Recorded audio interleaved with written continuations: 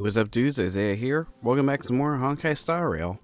Last time we did finish up the story, and now we're gonna be doing events this time around. We got ourselves a light cone in here. My God. And a text bubble. We got two new things to be chasing after in this one. Oh, of course, the relic tuner as always. Let's go ahead and start this. Looks like two groups are clashing in Clockie Studios theme park. Go check it out. Alright, straightforward, I like it. Apparently was navigating before. Oh, it's back in this area. I'll have to jog my way up there. But yeah, we just got done with everything. Not too long, a bit ago. I should say, I want to say not too long ago, but it has been a bit. Of course, I'm doing everything last minute, as always.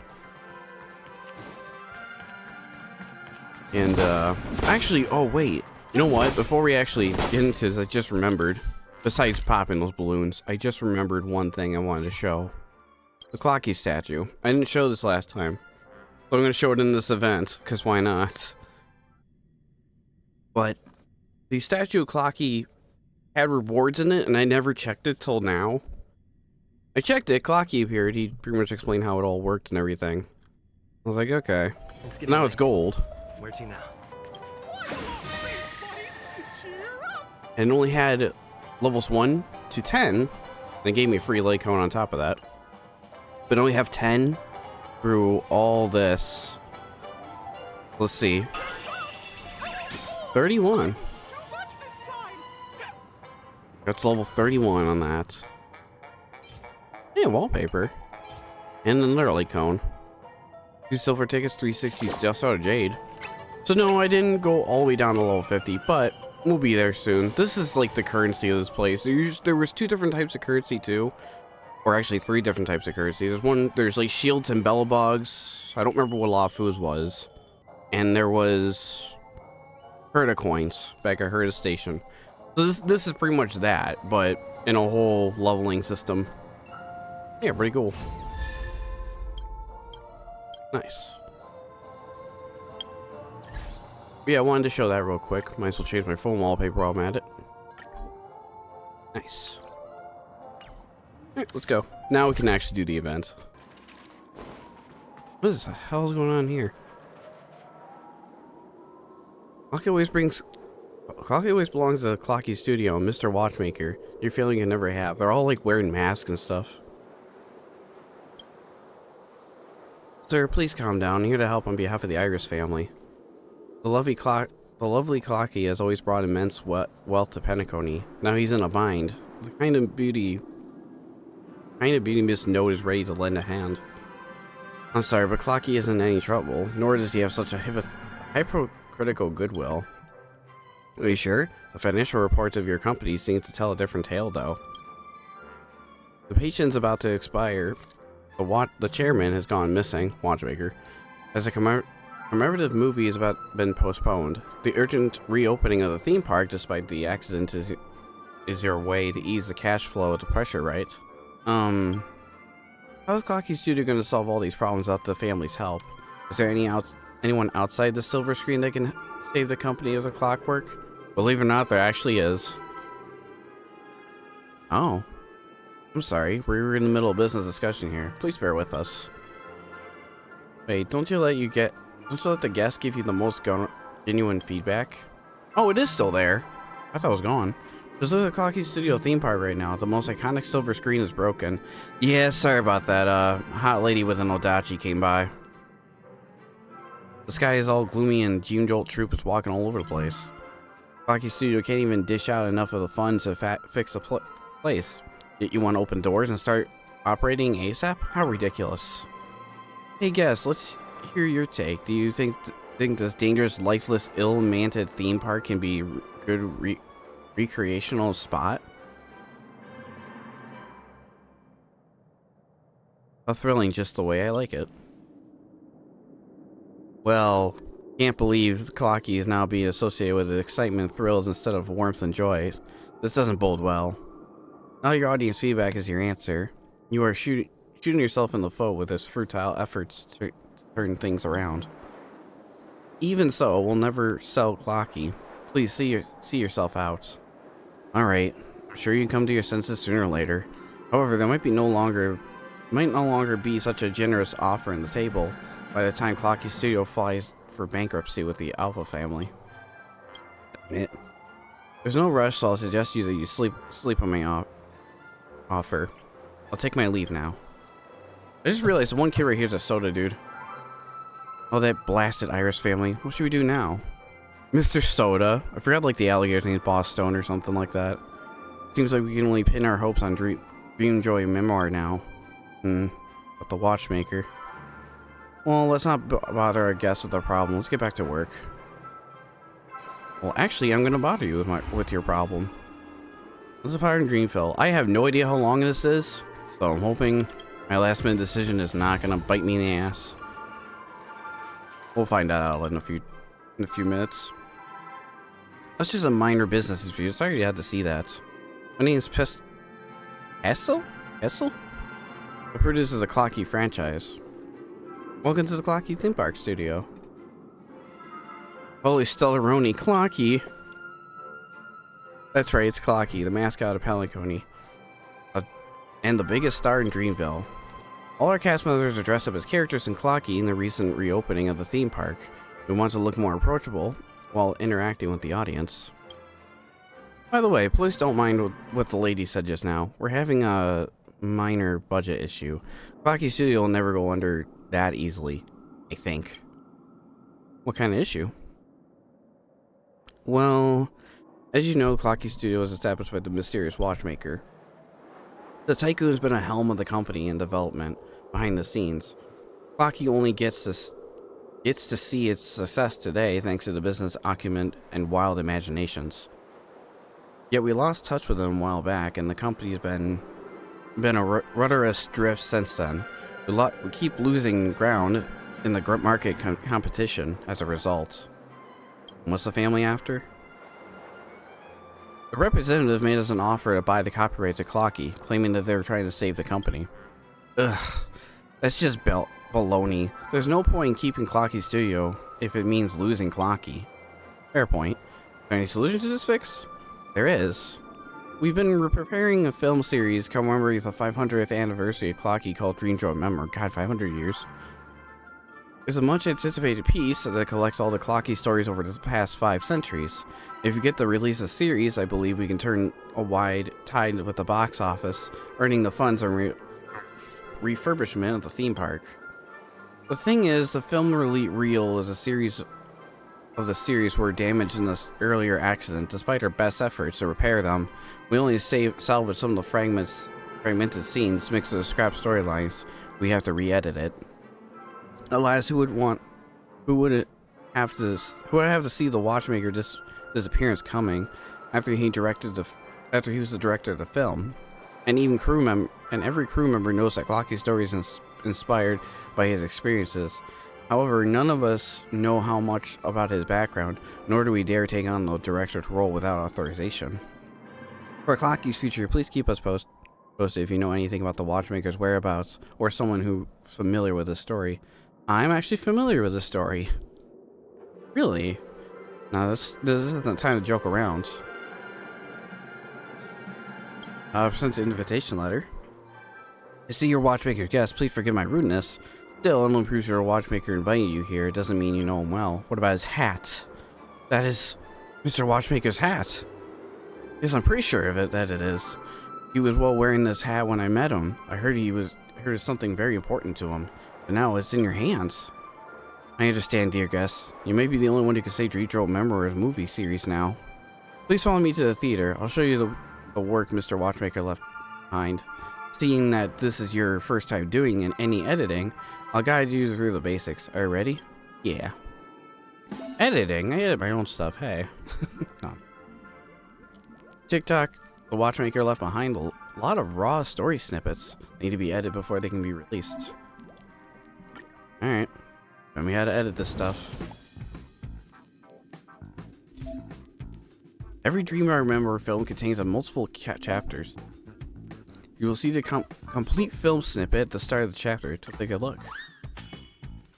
3 acts in total.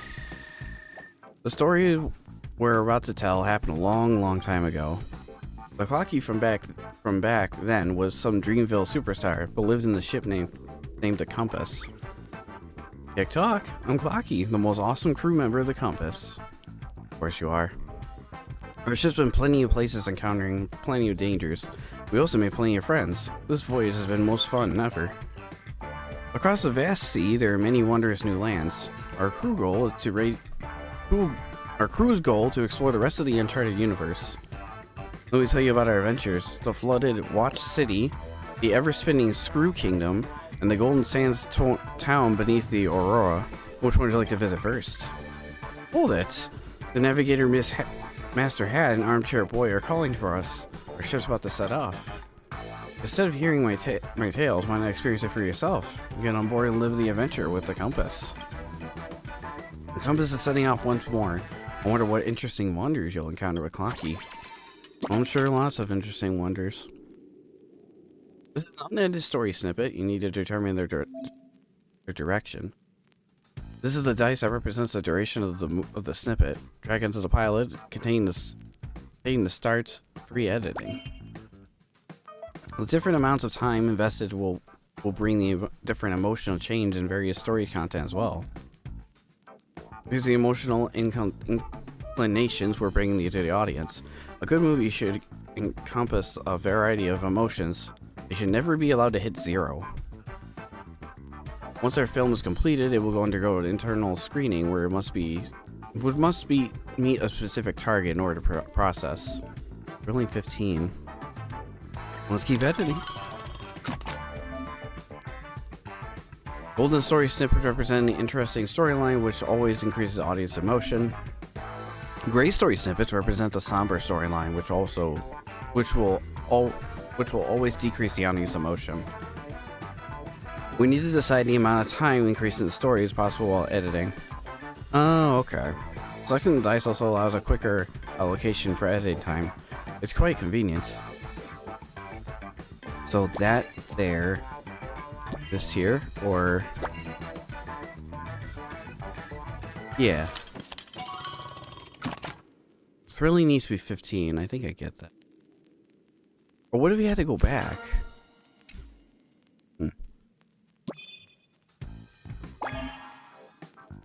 Dragging the time dice to another snippet will switch the time dice for both stories. Right, we've seen that. Do that one.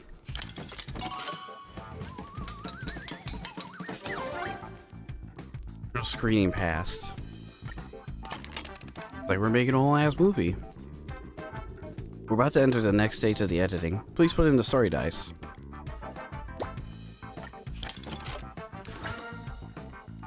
Dream de la Creme. Okay.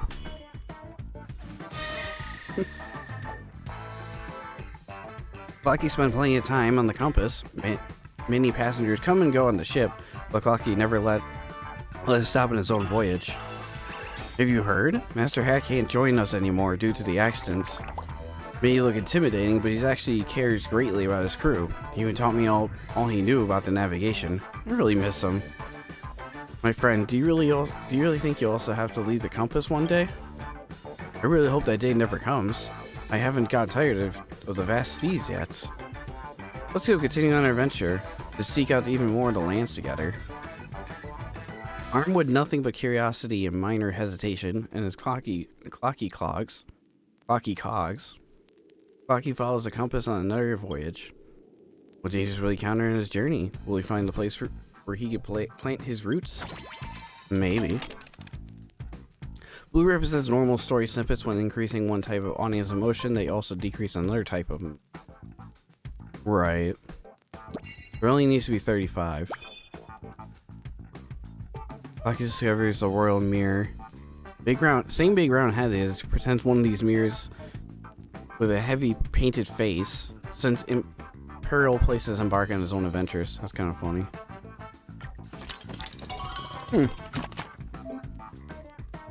Green represents continuing the story snippets. You also need to invest enough time to gain emotions. To catch the mirror princess, the king frame sends a large number of troops to hunt you down. But they never sailed the deep blue ocean, instead tumbling into the bottom of the sea after another. Wait, this one has 4.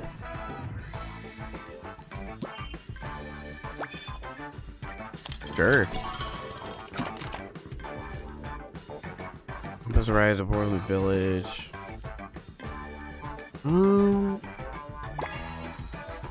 Burlington's 35. Yeah, do that. Golden story snippets also raise multiple audience emotions at once. And let's do this.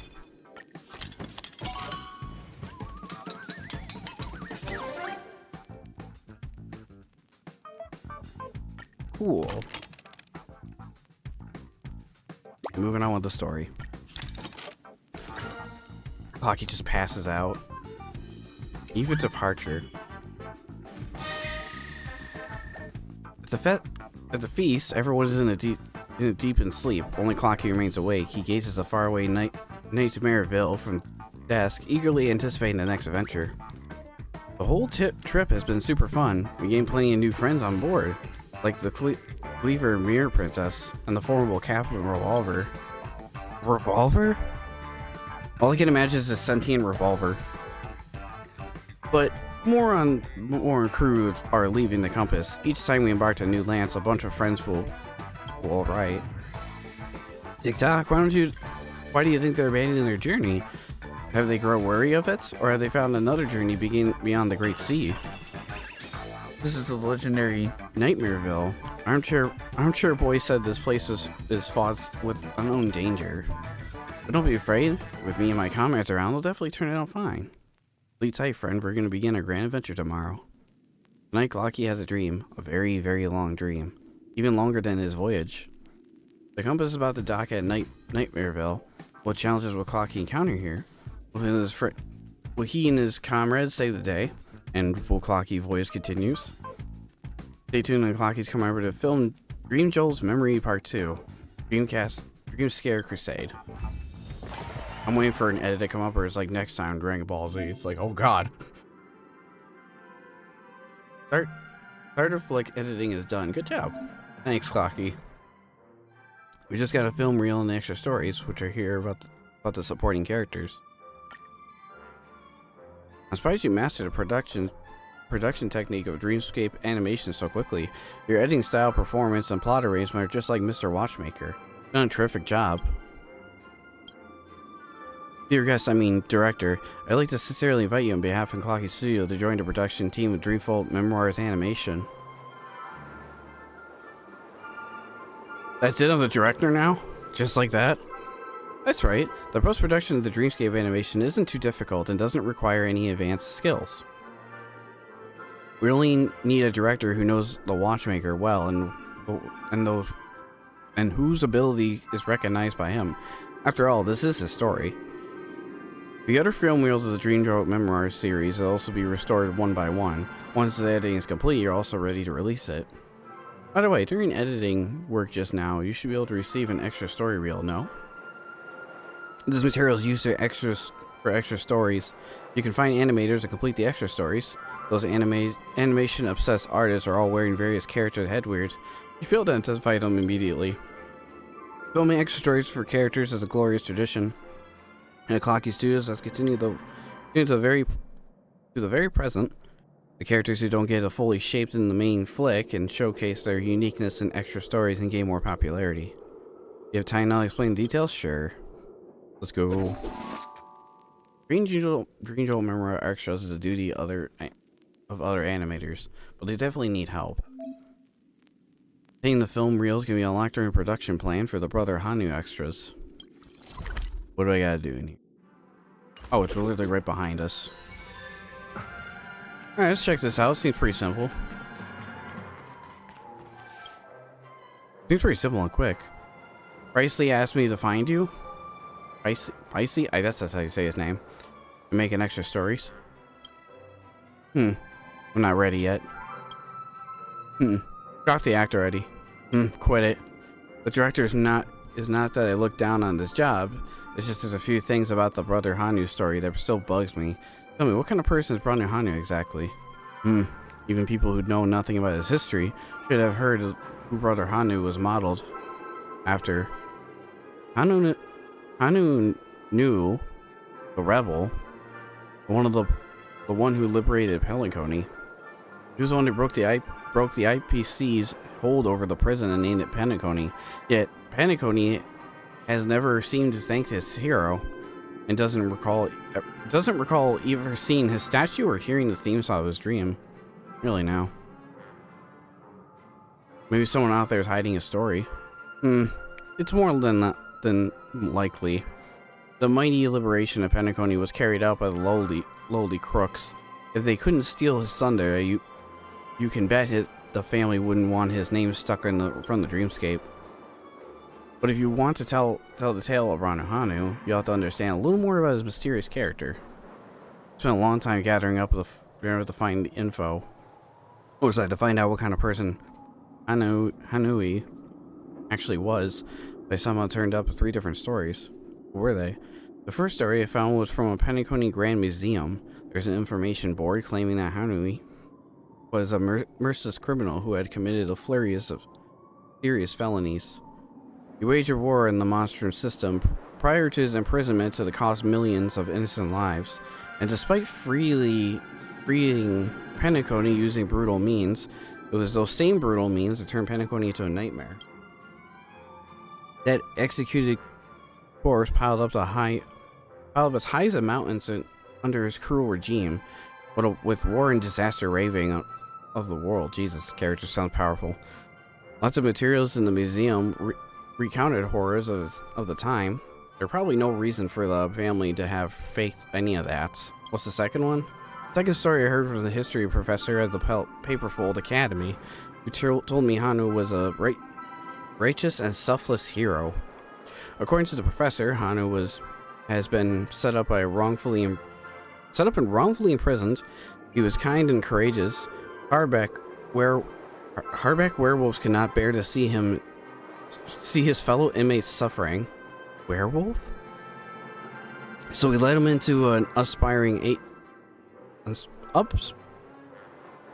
against the tyranny IPC. God, I can't talk right now. Excuse me. After winning the battle, he chose to trade power at the biggest hero of the establishment of the system of different lineage. He defended his world's freedom as the leader of the Hounds, fought for Penacony and the Barons, Dreamscapes right up until the eve of his death. What about the third one? As for his third story, it might sound a little outrageous, but it's some unofficial history that I read about it in the Primal Waking Library. Hanu was just an ordinary Azdana wild wolf.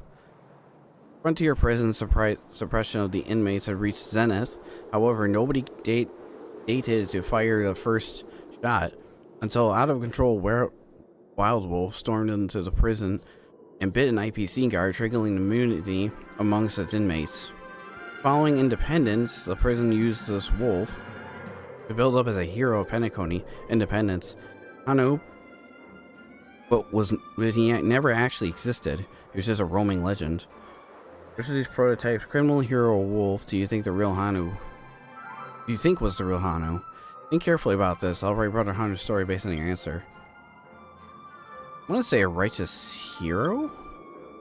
Got it. Brother Hanu's definitely got a pair of kind eyes beneath those cool sunglasses. You know what? Maybe the wolf would have been a decent idea, because he does kind of look like a wolf, but I don't know. Alright, now we're Brother Hanu's story based on your idea you picked. They're scribbling down the extra stories for Brother Hanu.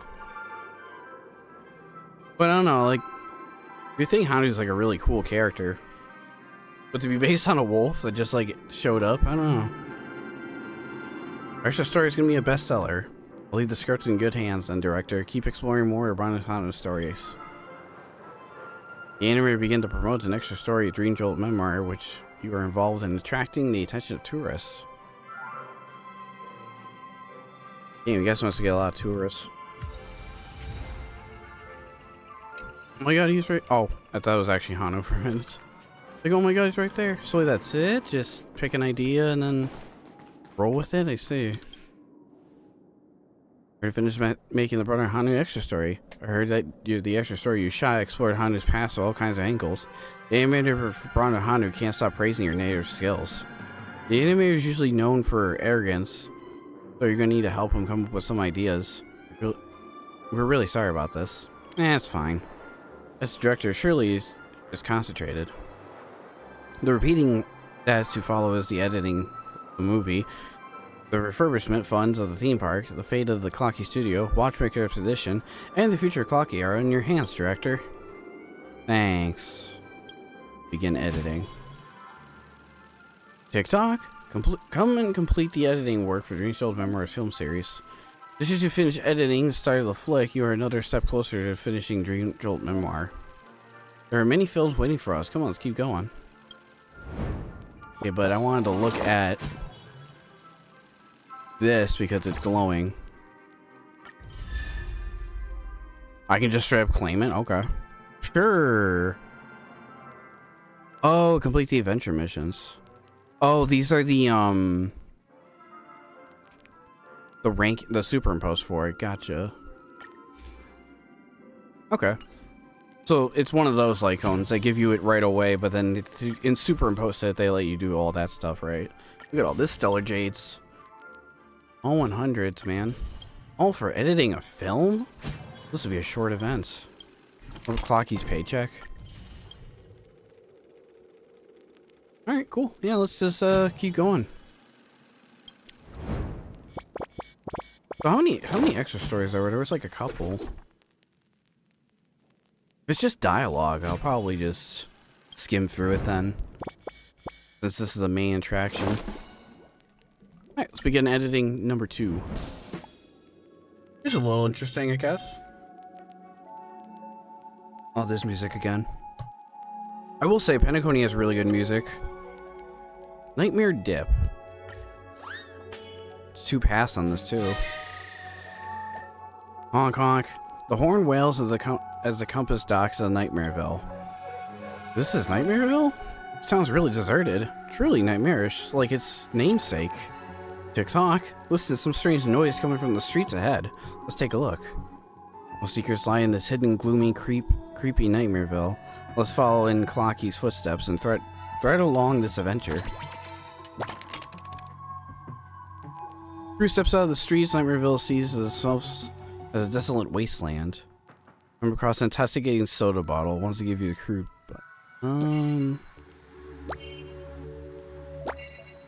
I mean, sure. Dramatic needs to be at least at 30. Clockie's crew find an abandoned mine stacked. Sparkling gems would seem to be town's treasure.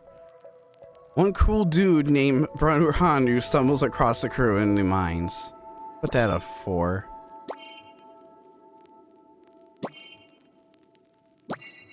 Yeah. They meet one cool dude named Hanu. That's funny. Mr. Soda appears again before Clockie, seemed to be seemingly a friend of Hanu. Hanu's permission tells a story. Nightmareville and the crew all listen intently.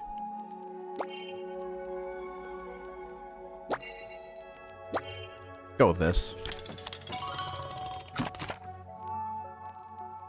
As the crew's talking about Hanu, many crocodiles stormed out of their way, with a massive crocodile leading them.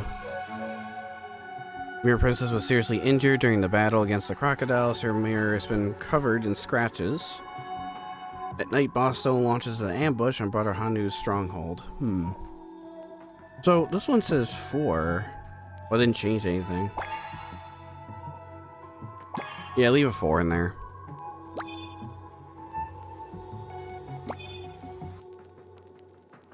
Yeah, put that there and then this here.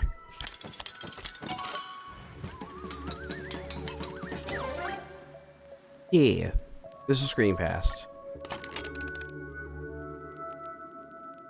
I'm just curious. Okay, we're still on the first part. Cold-hearted Clockie and his crew would never turn a blind eye into this. They decided to help Brother Hanu and his townfolk take back their happiness. Oop. Crew the compass is truly loyal. Sure are. It's going to be a pretty quick event then. I'll skim through some of the dialogue or some of what the things say. I won't like read the entirety of it.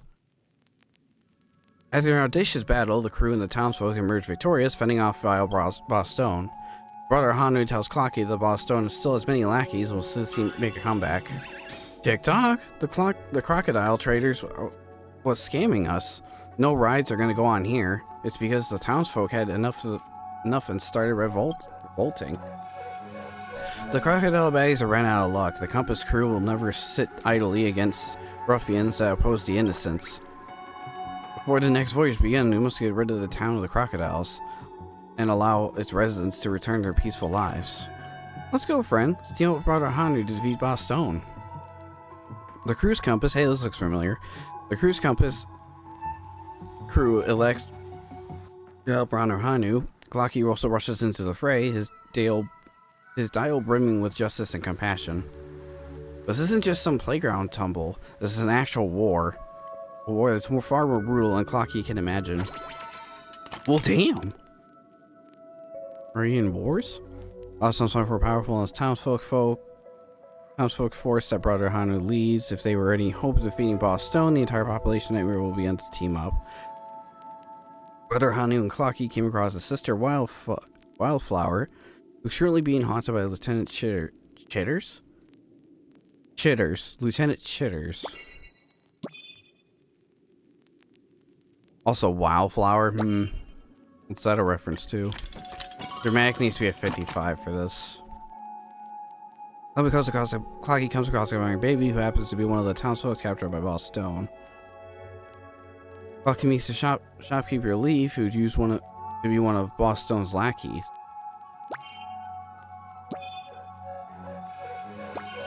Right, the dramatic can't go down too much. Story snippets are here to amplify the emotion gained from other plot lines. Keep this in mind and make good use of them. Right.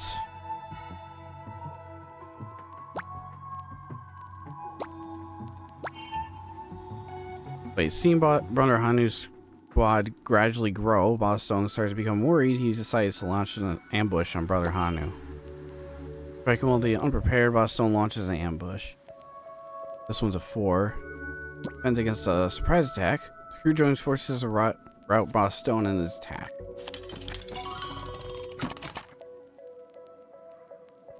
Despite the battle having won, the number of casualties is tragic.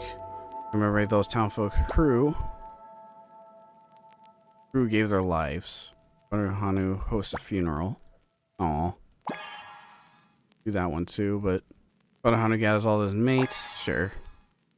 The night before the battle, the crew and the townsfolk stage a grand party. Might be the start of a long and grand event. Go with that.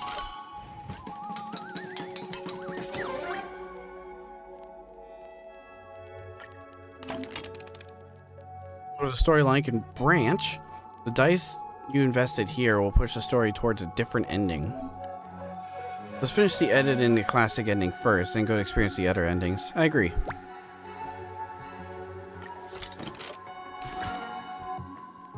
Incoming showdown. Under Brother Hanu's leadership, Nightmareville once again defeats Boss Stone. But there's no elation of victory on the townsfolk or the crew's faces. This is a war and we have lost too many comrades. And the aloof and merciless Brother Hanu has decided to fight till the end. The crocodiles have eaten so many of our friends, we might lose even more of them in battle to come. But Brother Hanu is right, we must fight on. TikTok, our dearly departed comrades must not rest our feet here. My friends, let's continue the fight for Nightmareville happiness, for the compass of glory. The savage war rages on. Clockie and his brother Hanu believe their resistance will pay off. But for the other townsfolk, no such hope is just too much to ask for. Sounds pretty grim. Brother Hanu keeps fighting, causing a rift amongst some of the townsfolk. Even his old mates, once riled around him, are now beginning to turn against him. Facing such chaotic events, some townsfolk choose to defy the orders and become lackeys. Put that 1, put this up to 6. Now the dramatic needs to be up to 90. What if I do this? Oh, no. It's very long. It says this distant presence will lead to everyone's betrayal. Mrs. Soldier still hanging around Brother Hanu and believes so glad can one day pull off more profits. At night, Brother Hanu appears in front of the Clockie's house and talks some dreams we've been having. Do that one.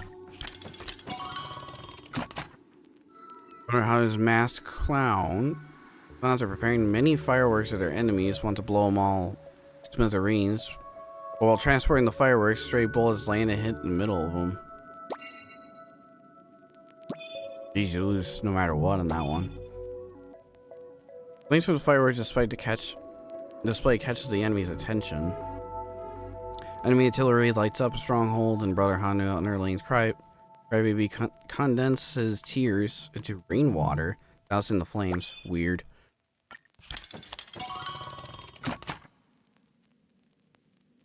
Even number. Oh. Clockie hears the bad news about his mates and is overwhelmed with the grief. He knows that the Brother Hanu doesn't put an end to his ridiculous struggles, more and more his friends will be harmed.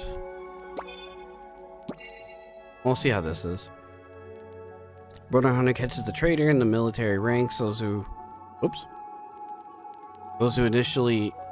initial only end up betraying the masked clowns.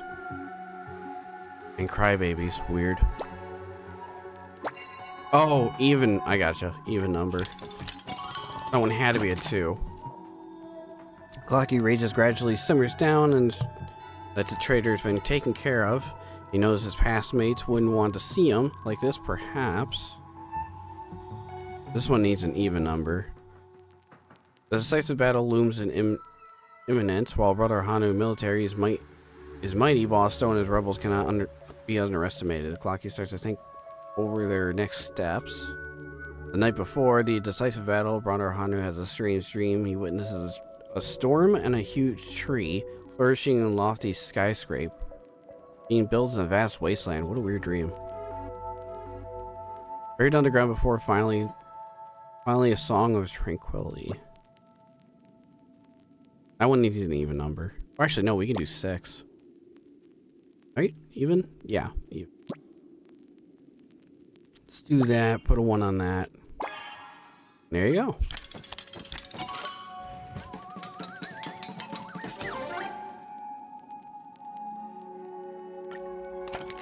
Nice. Finally, Brother Hanu wins the war. He withdraws his bounty. Lines of Nightmareville and pronounce it no longer territory under Boss Stone's control. Nice. Dreamville ascends. Hanu rallies as the combined forces of Nightmareville and the Compass have finally toppled Boss Stone. Houses are built over the debris of war, and the residents regain their freedom. Nightmareville is renamed the Dreamville because nightmares will never blanket this place ever again. Slowly but surely, this town finds its own happiness. The Compass must continue on its voyage. What are you still doing here? The Compass is about to leave. Me? I told Armchair Boy that I'm not heading into the next stop. I have to stay here. Brother Hanu needs me, and so do the people. Of course, it doesn't mean I've left the Compass. When Dreamville finally becomes a true dream, I'll return for sure. Tick-tock, the Mirror Princess and Captain Revolver stay behind with me. Won't you stay too? Alright. If you're not gonna get on the ship, it probably means you can't bear to leave this place. Then I'll help you build your Dreamville together. Just like that, it's always been. This journey has reduced the Compass crew to a few heads again. A brave revolver, an Idriot mirror, and a clever clock. My bad. Armchair Boy regularly reminisces about the brave revolver and Idriot mirror and the clever clock. But you notice they did not abandon the voyage, they simply found a new destination. No matter where the Compass crew is, the voyage will never cease. Clockie and his companions stay behind in Dreamville. What challenges will face him next, and when will the voyage to take him? Stay tuned to Clockie's commemorative film, Dreamjoy Memoir Part 3. Still the second ending on that one. What are the box office earnings? Oh. Look at the strange mark in the skies disappeared. Oh hey, yeah they have. Oh wait, that must be the work of the new director. Thank you for your hard work, director. Successful release this film with garnered lots of positivity response in the market.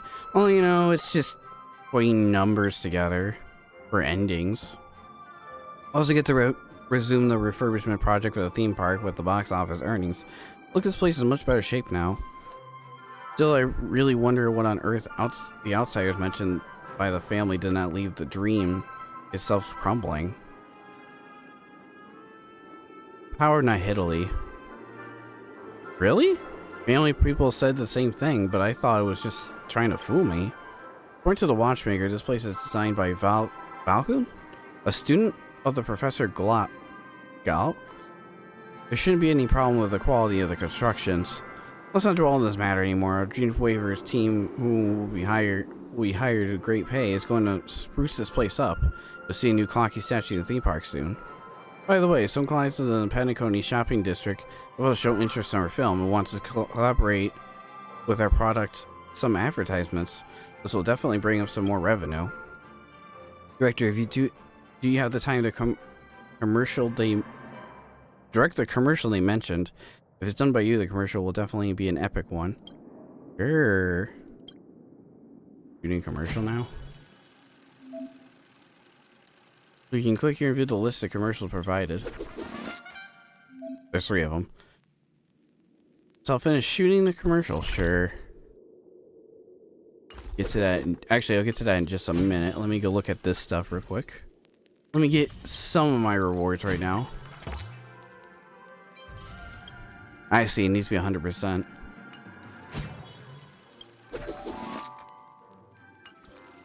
Stories, stuff. I should just let this stuff build up, actually, so I'm just like claiming every time. Let's see.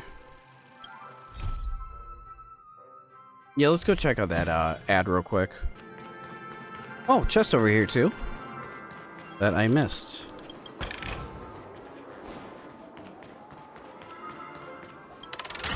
And of course, pinball.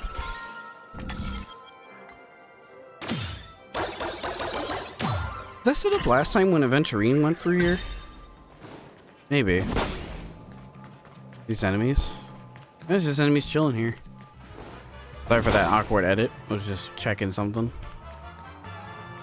Alright, you say commercial? This is street rep.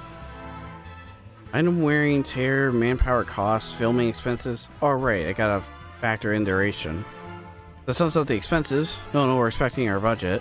We're gonna shift things around. Price asked me to film some adverts here. Hold on a second, I'm calculating the total expense of this filming collab. Sorry to make you wait. I'm the agent of the 12-hour business street. I come by to speak to you about working on a commercial together. You're the director of Dreamjoy Memoir. Just in time. Please take a look at the script for the commercial. Brother Hanu's Grace Heist. The story is set in Dreamville. The main thing is to have the brand's imagery and Brother Hanu in the Dream Memoir to be in the same shot. It's a win for both sides. Is it now? Everyone's at their mark now. You can start filming whenever you're ready. Sure. Action. Ah, the combat event, right? We're the current condition with escaping the billboard. With the billboard employees after transforming to little brother Hanu gets hit no more than 5 times. Accidentally injured no more than 1 billboard employee with Hanu's rocket. If I'm just turning to Hanu, then I don't really need a team. Now let's just see. See what this is. Yeah, weird. Morphin time. Things and tears did not exist in dreams until Boss Stone came to the town. The ruthless Boss Stone drove factory workers relentless, demanding gems day and night within the factory walls. Grievousness echoes. Ranahana, whenever ready, let out a cruel grunt. Then attack, raid the ruthless factories, and save all the workers. You got it, man. You billboard man here. I didn't want to be trapped in this dismal abyss day after day. I didn't want to refine gems anymore. I yearned to be free. I wanted to be assembled the coolest diamond doll ever. Let out reassuring grunts. Hope to seek your understanding, we need to ensure each brand gets there enough air. Hence why we prepared special actor billboards. Thank you. But other than me, there's still a few more billboards trapped in this factory. Your thing, man. That's funny. To make sure we advertise everything, we put some billboards just laying around in here. It's like, that makes sense. Always following me, that's funny. Can't see me. Wanted to hide real quick because this guy's gonna turn around. Yeah, I'm good. Here's another billboard. I should be doing something more worthwhile. Put out a cool grunt. Eh? Your brother Hanu? We knew it. You're taking us to freedom. You need a trusty weapon. Follow the rules, Zappy gun. Follow this bitter journey and strike down the stars. Bring me along. You won't regret it. Not like I have a choice. You guys are just gonna hang around. Just makes that fucking walking sound effect. You guys aren't gonna follow me in here, right? These guys are patrolling the floor. They won't spire any intruders. Be careful, Brana. The real danger is just rearing its head. See that? Gotta keep forgetting I have Hanu vision. What the hell is that guy doing over there?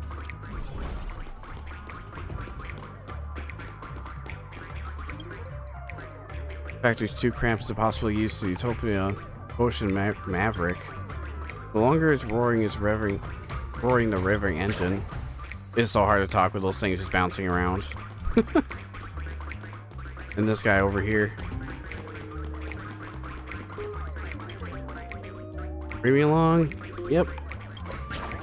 Good thing, man. Nope, hide. Guys, like, what the hell's all these billboards doing here? I need to talk to that one. Is that what's up?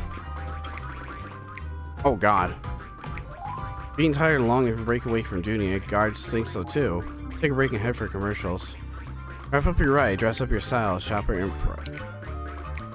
It's been a while since I've been in the fashion show to shows. I can't take this seriously with these guys walking around. Sure, just get me out of here. These advertisement billboards are everywhere. Only one step away from escape, but what lies ahead, the immovable object. What are you gonna do, Brana Hanu? What can you do? Time for us to shine. The great tendy doll billboard found the resources. Form a bridge. I'm not surprised. So heavy. He's not that heavy. Come on.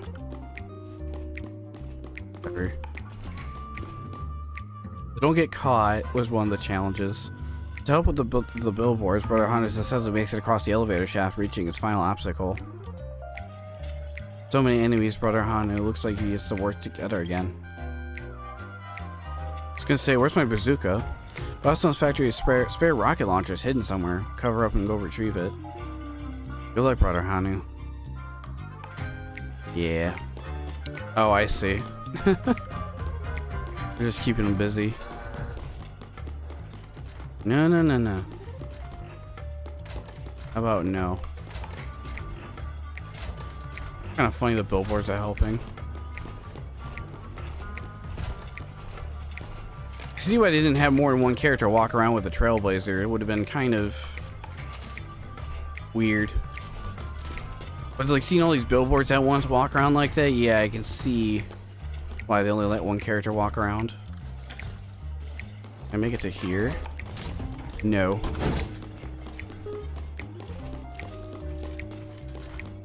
He punches a billboard. It didn't even hit me.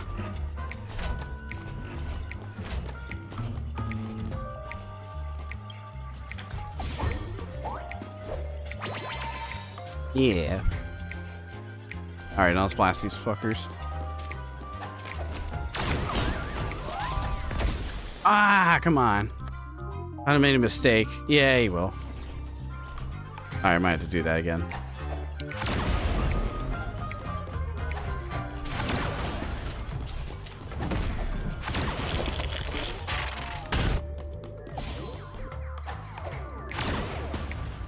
Got him. The guards have been temporarily repelled by Brother Hanu. We have to leave before the pursuers catch up, but it seems like my venture will end here. Let my name, words, and echo enter the annals of Dreamville. Sure, man. Brave billboards left in the darkness. Dreamville will forever remain. That sound effect was really loud for some reason. Yeah, I'll have to do that again. Oh, no more than one billboard employee gets hit with the rockets. Oh, gotcha. Yeah, I'll definitely do that again. Film's complete. Yeah, it was really weird. The effects look great. Thank you for your hard work. We'll stay here for a while. If you need to reshoot anything, feel free to contact me before next collaboration. Yeah, a little quick. Let me just do that again. Gets the last 10 Stellar Jade. Last 10 Stellar Jade. Wow.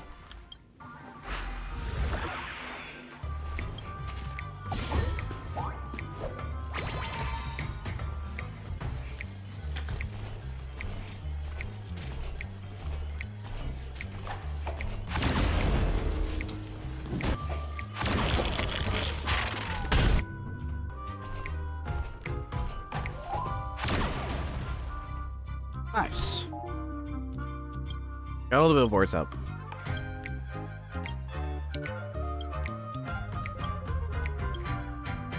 Didn't take too long. The birth of Hanu Union. All the billboards staff escaped Ranu Hanu's Grace Heights commercial. Gotcha. That one little thing will also had an achievement attached to it. Nice. Let's head back to the actual area. What's up, man? He's like, holy shit, you just teleported in front of me. Pretty rad. A lot of action-heavy elements, didn't it? Must have been a big deal to you, though. Many fans look forward to Dreamjoy Memoir. Let's continue editing. And I'll get this right now. So there's probably three Hanu things if I had to guess. Or each of these have their own little puzzles. Bubbly Clockie. That's probably for Clockie's puzzling. Oh yeah, Mr. Soda's extras. Yeah, let me go check out Mr. Soda real quick. Skim through that. What's up, Soda Man? What am I gonna do about this one? That was fast. Someone left the cap off. I'm all out of fizz. I feel you, man.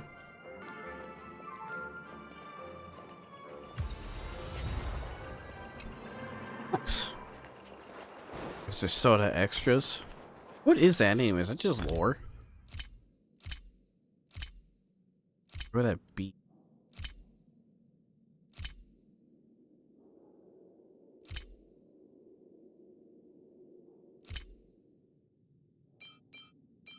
Oh, here it is.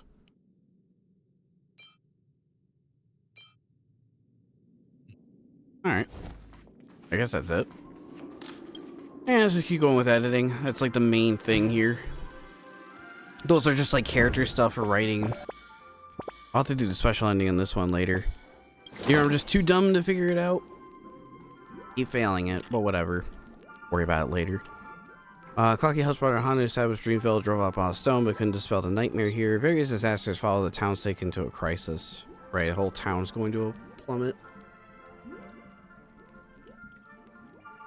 Begin edit. At least we get to hear the awesome music. You're right here.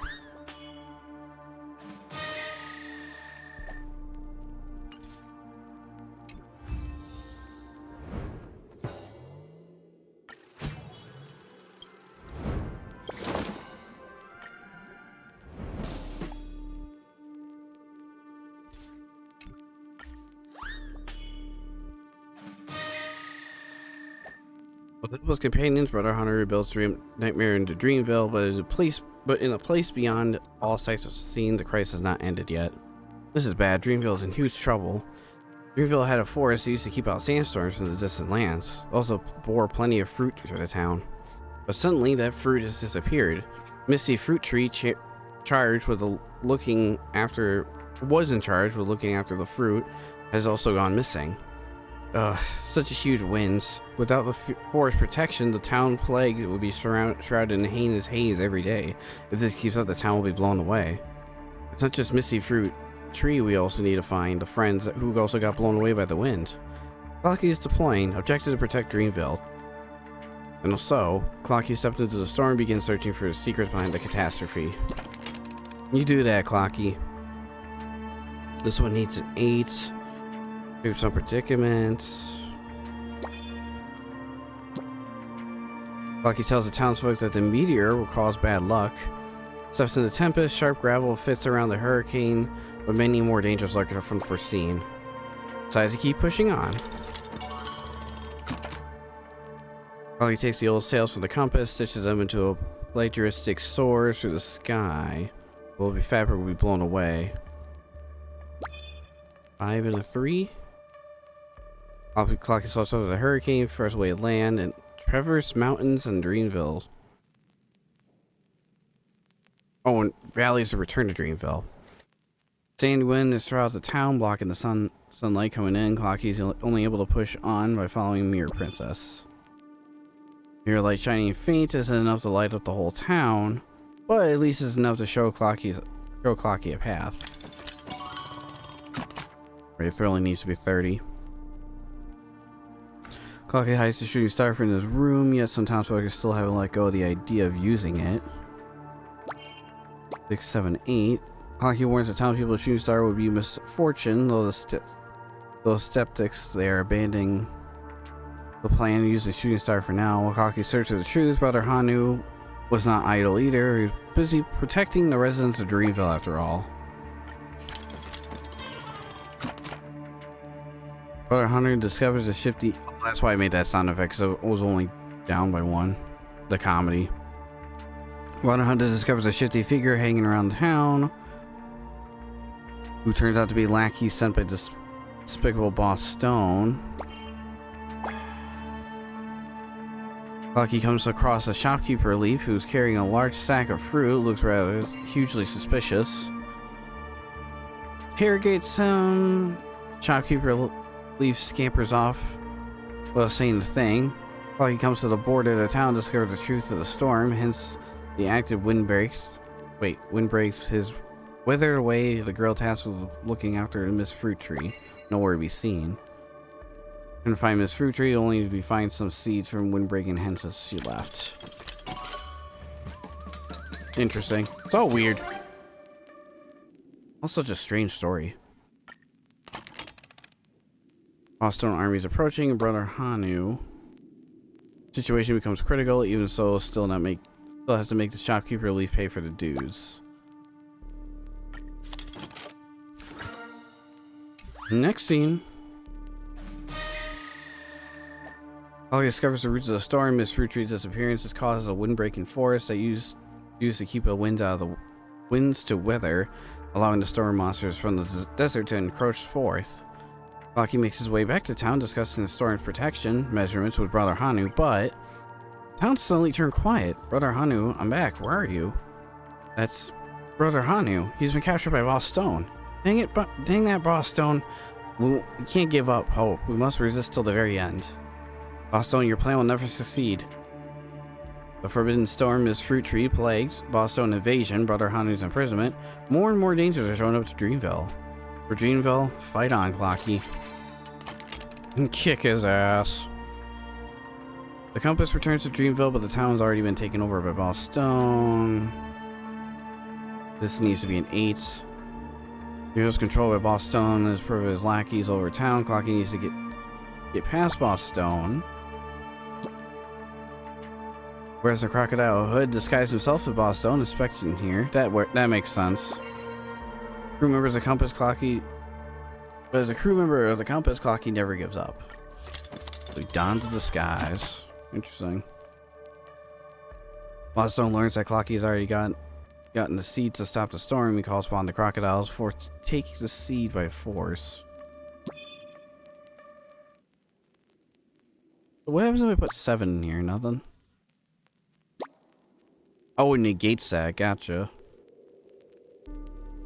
Boss Stone picks out 22 of his most trusted goons, sent them on the various parts of the town. Captain Fulton storms into the cockpit of the Compass. He cuts the sails and rips out the rudder, fails to recognize Clockie's disguise. Compass. Leafy becomes the new shopkeeper, leaves the vows atone for his father's sins. He opens up his family's vault. This one needs to be 8. Townsfolk can no longer bear boss stones to remain their ways, even without brother Hanu's leading them. They still stroke the flames of rebellion. While Stone hurries out to one of the burning buildings in the mess, amongst the chaos, Clockie sneaks into the cell and rescues brother Hanu.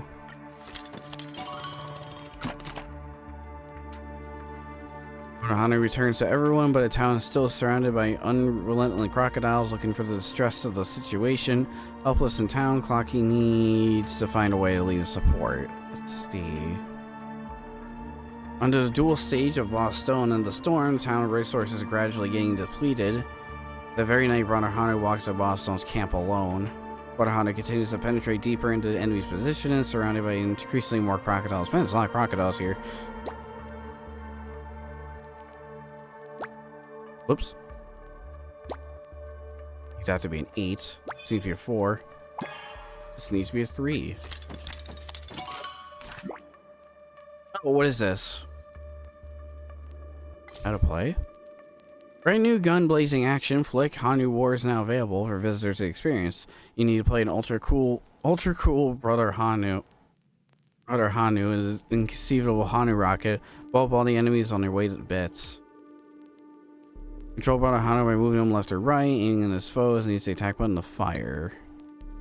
The explosion will cause the rocket to obliterate nearby enemies. Within certain range, net you lots of points. If one of the rockets hits multiple enemies, you'll receive a bonus points by giving more rewards. Just skillfully controlling your rockets land to earn lots of points in shooting thrilling gunfight film. Okay, sure. This is also part of the editing, apparently. That's cool. I'm always down for something different. Do I have limited rockets? No, I don't. Oh, I see. Dude, I'm getting Octorok shooting gallery vibes already. But way less stressful. Break items within the Soulclad insignia to charge up Clockie's time ability bar. If you have enough Soulclad energy, clock time ability bar, you can click the clock time button. You continuously consume energy and summon Clockie guest appearance to help Brother Hanu slow down enemies' time. While Clockie time is activated, clicking the clock time button again will end clock time, conserving energy. Oh.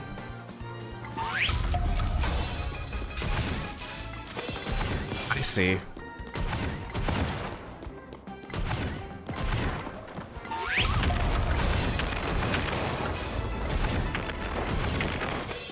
That's actually pretty cool. We got S rank on this.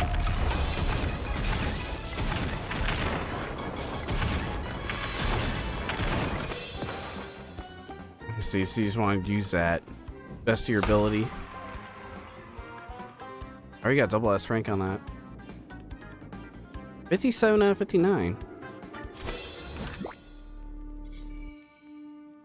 Oh, cool. It's all for ratings. I like that. I like when they can shake things up a little bit instead of just making it, you know, like one big thing. Yeah, let's go to classic ending. Buster throws in the towel, but Brother Hanu has meanwhile disappeared back into a corner. Bosstone claims he's willing to turn over a new leaf. Clockie rejects Bosstone, good intentions, compared to the wealth and questionable organ, prefers to believe in his hard work. One defies the winds. Still need a lot of thrilling. His companions defeat the enemy and after much arbor, but the most important companion, Brother Hanu, does not return to town. Brother Hanu is my most bosom friend. Where have you gone? But now is not the time to grieve. While Boss Stone's invasions and the sandstorms devastating the town, intimate danger is right at our doorstep. Worry not, Brother Hanu.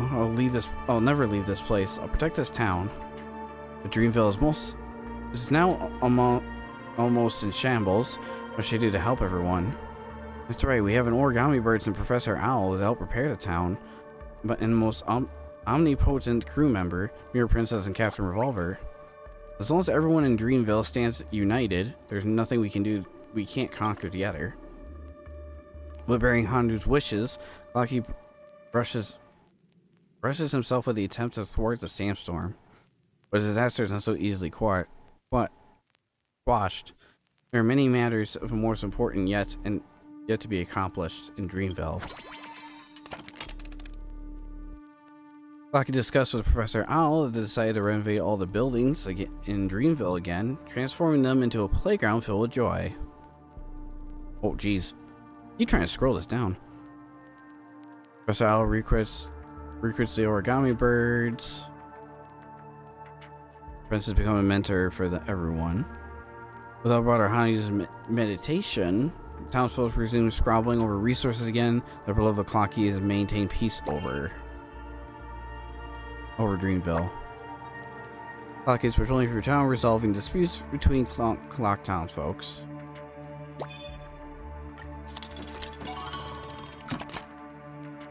Bird wants to make Dreamville bigger, but the biggest and best stones are deep in the desert wasteland. No one's ever dared set foot outside.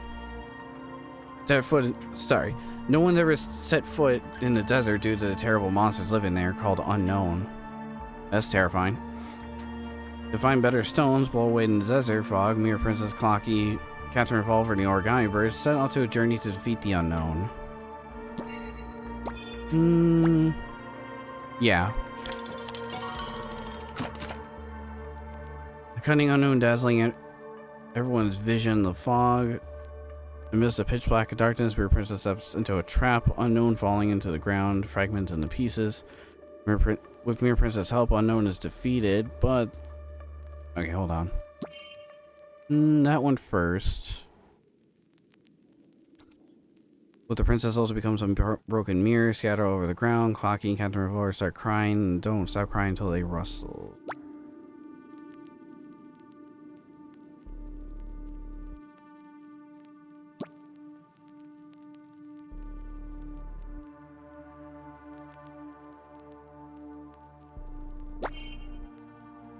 Don't want that comedy at 0. Now piece together, Mirror Princess is unable to speak. Oh wait, they picked up the fragments of Mirror Princess one by one, bring her back to Dreamville. Townfolk burst out into tears at the news and begin worrying about the future of Dreamville. Now pieced back together, Mirror Princess is unable to speak, but all kinds of knowledge is reflected in her surface. The townsfolk gather around the mirror. Townsfolk takes their chances with the clock while Clockie is away from home to steal the shooting star from his house to make a wish, becoming happy. Fog disappears throughout the town. Townsfolk all fall into a coma. Clockie returns home, finding shooting star is gone and always on the streets. Well, his friend's gone. Who else is there to save Dreamville? Clockie stuffs a message into a draft bottle, throws it away into the vast eternal sea.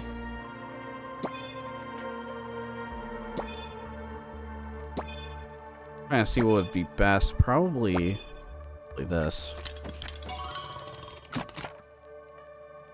Oh, it's a tree! In the midst of this desperation, Dreamville welcomes a new guest, a gentleman named Old Man Wood. He knows about the seeds Clockie brought. Getting them to sprout will require cooperation. Old Man Wood can get through the windbreak hence seed. Quickly sprout. He also leaves shooting stars swallowed up by the great tree. Oh, great tree, Zelda. He begins to sprout and grow into a small tree. Attracts a host of terrifying beasts drawn to consume the little tree. That's horrifying. 6 and 2. Yeah. Or wait. Yeah. Old Man Wood teaches the people of Dreamville a cheery song, hand in hand, and townsfolk sing and dance around the seed. Beginning a festival. Clockie collects all the memories in his own journey so far, the compass steering wheel, Captain Revolver's bullets. Clockie wants to protect the small tree and ready to chase the beast away on his own. Beat his ass, Clockie. Look at his trail. I like how this is a Trailblazer's bat. Oh, sorry, I just hit my mic. Nice. Awesome. That's what everyone wants to hear. On Clockie's protection, the sapling quickly grows into a towering giant. Lush foliage blocks the wind, and sunlight, filtering through the canopy, arouses the townfolk from the fog. The wind and anomalies rage throughout the town and now begin curbed. Dreamville has been saved for the time being. So a whole storm happened, and then we had to get a seed, basically. Gotcha. Old Wood has planted a bulwark of trees outside Dreamville, shelter the town from the brutal winds. Dreamville is saved once again. This is good news, all thanks to Old Man Wood, and the wind has stopped. Dreamville is saved. But the town needs some time before it can return to its normal state of affairs. Many houses have been blown apart, and my friends are gone. But it's fine. Old Man Wood promised me that he would stay in town a little longer. He's willing to help rebuild the town. Till now, the thrill of the journey has been far surpassed my wildest imagination. This is definitely the world's most exciting adventure. I may not be able to leave Dreamville right now, embark on a new adventure, but it's not too bad at all. Being able to stay with you at all. And now, my friend, it's time to sleep. The task of rebuilding the town awaits us. Clockie's dreaming again. In it, he sees a kind mirror princess and a brave Catherine Revolver and a brave Hanu who repatriating the faraway place. Clockie knows that they will always accompany him in the dream. With new challenges, Clockie encountered as Dreamville is being rebuilt, and what new opportunities will Old Man Wood bring to Dreamville? Stay tuned. Clockie's commemorative film, Dreamjoy Memoir Part 4. So, what's kind of weird about this? I know it's just a story. Purpose project is processing along. You can give me a chance to read that. The screen seems to be different from before. I recently heard the Dreamjoy Memoir movie is super popular. The new director is really breathing life back into this place. Let's go. I need to see what the director makes next. At least we're making headway. Director, our film is all the rage now. These investors are pulling out before and are regretting their decisions.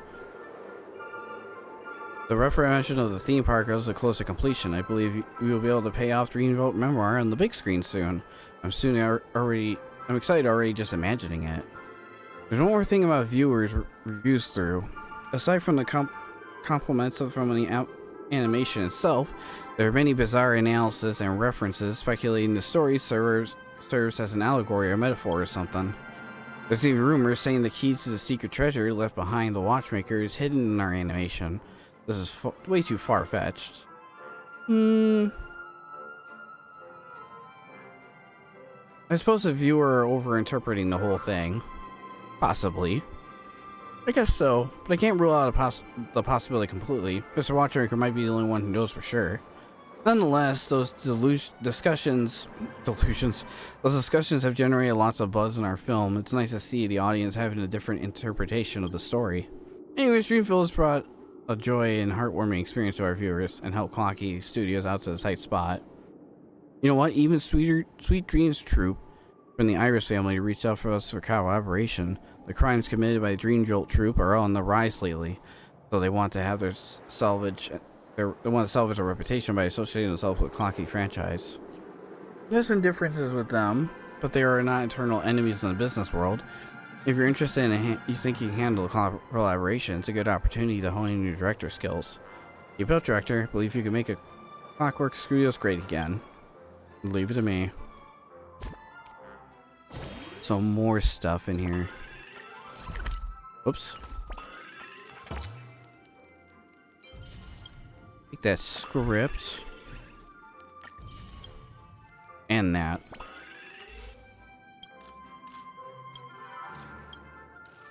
Probably should go in here for all this stuff. I actually need those credits. I'm poor as hell. So far, It's interesting that during those scenes we're seeing like Bellabog in the background. I wonder if that's foreshadowing. Because didn't Sparkle say something about there's gonna be a storm in Bellabog or something? Someone said something like that. Honestly, I'll have to look after this. Those are just character stuff. I'll do those in a minute. I think the only thing I'm probably gonna be skimming is probably this, because it's all just like you just talk to a person and just tell them how to write the character, while also having options, just like we saw earlier. So I'll probably skim past those ones.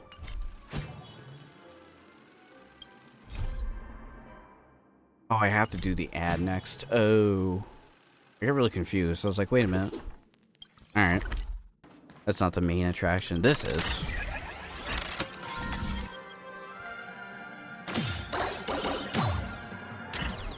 I'm glad these are all presetted. Won't be the last time we'll be writing those. Also, another chest right here I forgot about. Not bad. Right. Anything over here? There's a puzzle. Sure, why not? TikTok, dear guests, it's my job to create some scenarios based on experiences of the Clockie IP for visitors, effectively pulling new customers. Clockie Studios Productions execute operation refinement to hit key targets, objectives, and make our studio best in the universe.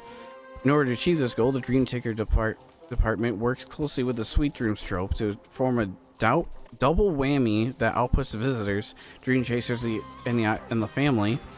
This feedback creates an ecology of content that we can use to fully empower the Dream State troop market. Sure, thanks for that long explanation. What the hell was that about? I don't know. Oh, this is a very small one.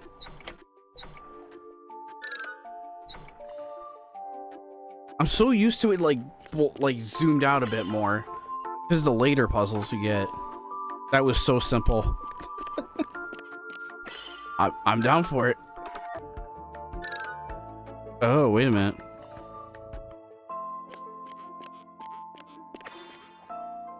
That's actually my quickest one, I think. Kind of. Awaken. TikTok, all these words are really difficult to understand. I don't even know what I'm talking about. All those buzzwords and my head's spinning. TikTok, I'll just have to speak normally from now on. I agree with you, buddy. Time well spent. Agreed. Thank God we have Sela with us today. Alright, what's up, troop agent? Director Isaiah, I've heard a lot about you. A messenger to the Iris family and also the person in charge of the Sweet Dreams trope. You're from the Iris family too? I understand your concern. The kid that came earlier was a newbie. May not have been conveyed of our message clearly. Please accept my apology on behalf of the kid. I want to convey our utmost sincerity. Clockie's always been in Palincody's most valuable brand figure. The Sweet Dreams troop of our Iris family has also been a popular brand image that's been well liked by tourists.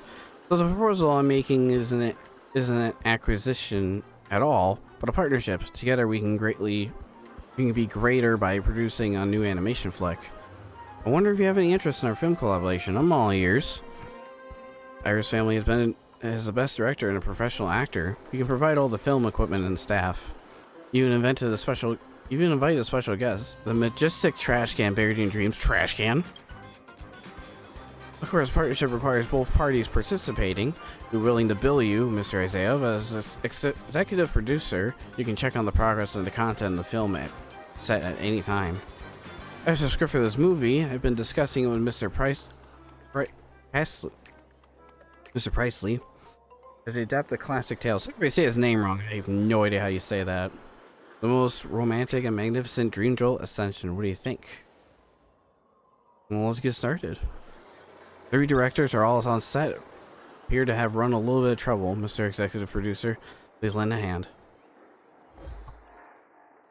Me? Oh, there is an enemy in here, so it's not just Hanu. At least 2 camera shots must meet a director's preferred requirements. At least 4 camera shots must be the current.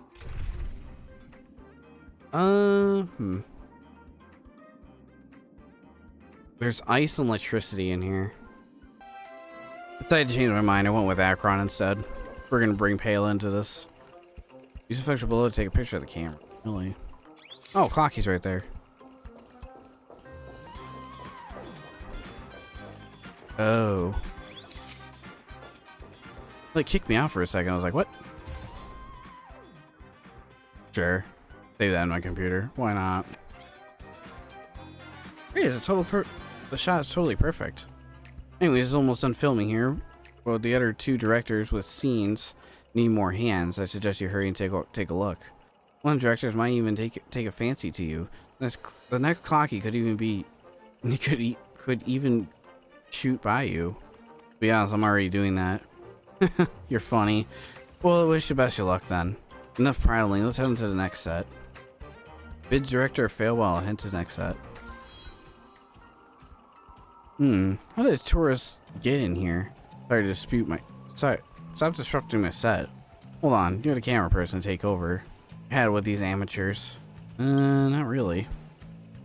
You got a script. We're shooting the second act, Dreamville Ascension. With the help of the troop members, Clockie's freed himself of his predicament. He received guidance, deciding to head towards the Concrete Street Kingdom on the border to seek help from the wondrous origami birds. The troop companions also have their own goals, embarking their own journey with them. Lasky hopes to fill his own trash bag with wisdom. I fill my trash bag with wisdom every day. Mr. Doomscreen hopes to have a stable and carefree heart, and the Bubbling Hounds hope to have a more courage relatable than Bubble. Okay. Don't forget the critician. Everyone has to be in the shot. Hold on, I'm not ready. It's like, dude, just give me the camera. I'll just do the shot.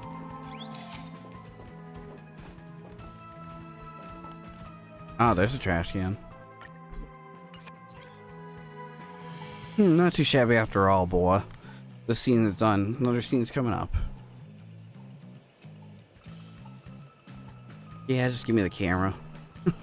Let's continue then. Journey the Great Chiefs fought with a danger. Clockie's companions not only stay alert. Comes up with a plan. Clockie charges in, executing the Bubbling House. Take the point, protect everyone, causing Mr. Doomscreen to move into tears. Defeat one enemy one after another. In this fight scene, all the actors must be in the shot. Why is he clapping in the background? You can pick the actors and play the enemies for this fight scene, and have them exit part way. He's just clapping. Oh, that's Mr. Doomscreen. And the Laxi is a trash man. Gotcha. He's just going. Does that include them all? That was lacking something, but it's still visible. Let's reshoot that. Alright, never mind. They wanted me to reshoot it. I forget I can move freely during this.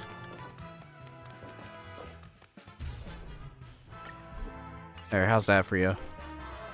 I only save photos in this game if I'm taking a shot for the first time. I guess it technically took two there. Good boy. That wasn't bad at all. Wrapping up early. See rare talents with the camera works in you. How about consider joining the Iris family? Next time for sure. Such opportunities don't come knocking twice. Alright then, I'm just about done here. You head out onto the last set, check it out. It's probably more stuff there. Sure thing, man. I don't know about joining the family. It's kind of... The camera assistant's here, ready to set. We're all waiting for you. I'm really not... You're just in time. The most interesting shot of the Dreamjoy Ascension. What the fuck was that?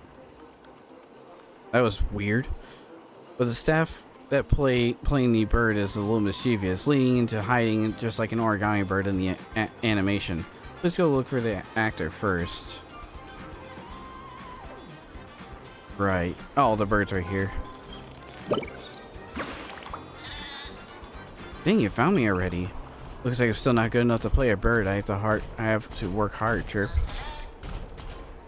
It seems that way. Actor's all ready to go. Let's roll. Oh, the bird is in the way. When Clockie arrives at the tallest tree of the dream edge, he realizes the Vinicius has already been occupied by monsters. Beginning to help the origami birds, these troublemakers of the camp dreamscape.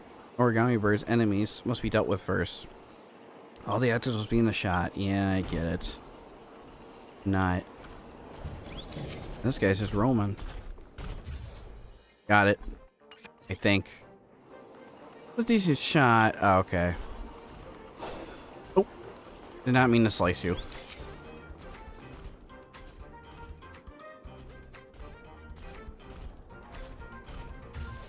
There, how's that? Decent shot. Oh, wait. I'm reshooting for no reason.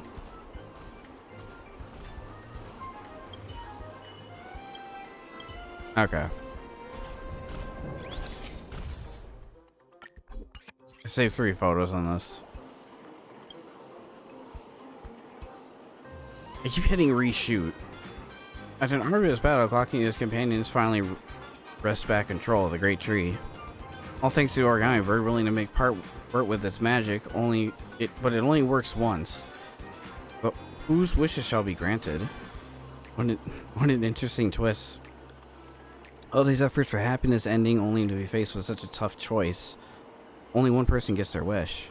In any case, all actors will be in the scene. Gotcha.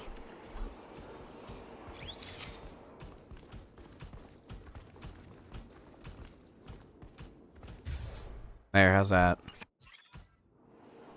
Thanks for your help. Truly trusty assistant. We're out with the Dreamville Essential filming now. It's already been... Whoa, it's already long time since we've done any auxiliary movie. That was awesome. After the shoot's over, pass along the completion film in one charge.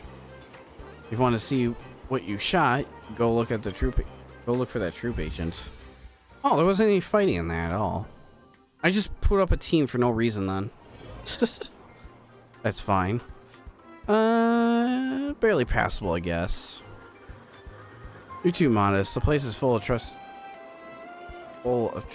Trust in your ability and aesthetics. The rough cut is done. Want to take a look together? Sure. The compass suddenly malfunctioning allows Clockie to accidentally enter the wondrous sanctuary of the dream. After helping the origami burst defeat the Dreamjoy troop, Clockie can get the chance to fix compass using the origami magic. But the companion to have traveled far also once thirsted for its magic. Lackasky hopes to fill his own trash with his bag with his wisdom. Doomscreen also hopes to have a stable and carefree heart.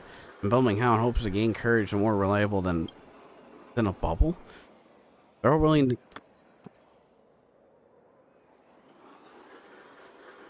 Sorry about that. Freaking...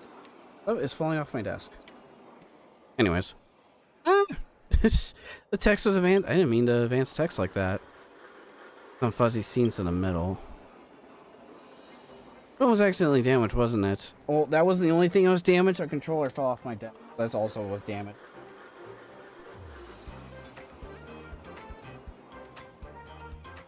All part of recording. The moment you sit down and have everything ready, something goes wrong eventually. Film wasn't accidentally damaged, was it? We'll have to cut that out then. Quite a pity, but at least the story continuously... I don't know why that was auto-advancing. It shouldn't have been. Whatever. It's quite a pity, at least so the story continually is something intact. The magic takes effect. The Clockie finally returns to his hometown. This should be usable enough for a commercial, shouldn't it? Yeah. Sorry if it advances the text like that.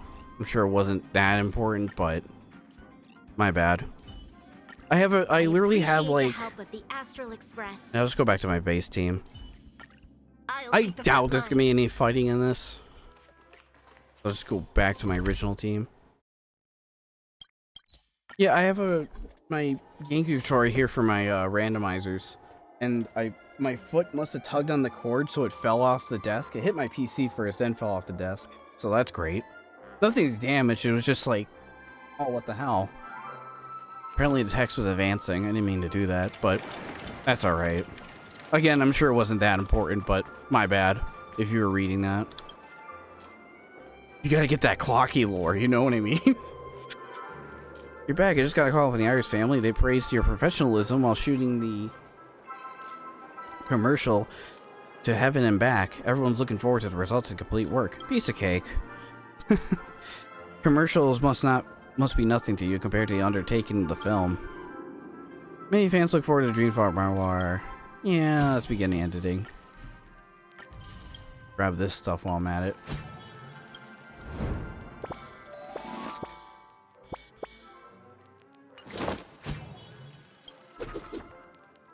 Let's do these extra stories first. Now that we're here, skim past these pretty quick.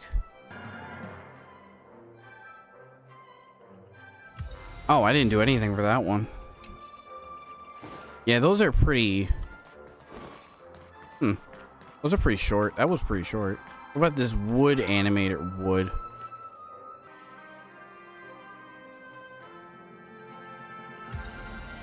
Alright, cool. Oh man, Wood's extra is done. And so is the origami bird one over here. What's going on over here? Did they murder them for money? What? This happened in front of your eyes. You stay stupefied on the spot as your brain rushes to try to make sense of the information. The answer becomes very clear to you quick. You have stumbled across a heinous murder.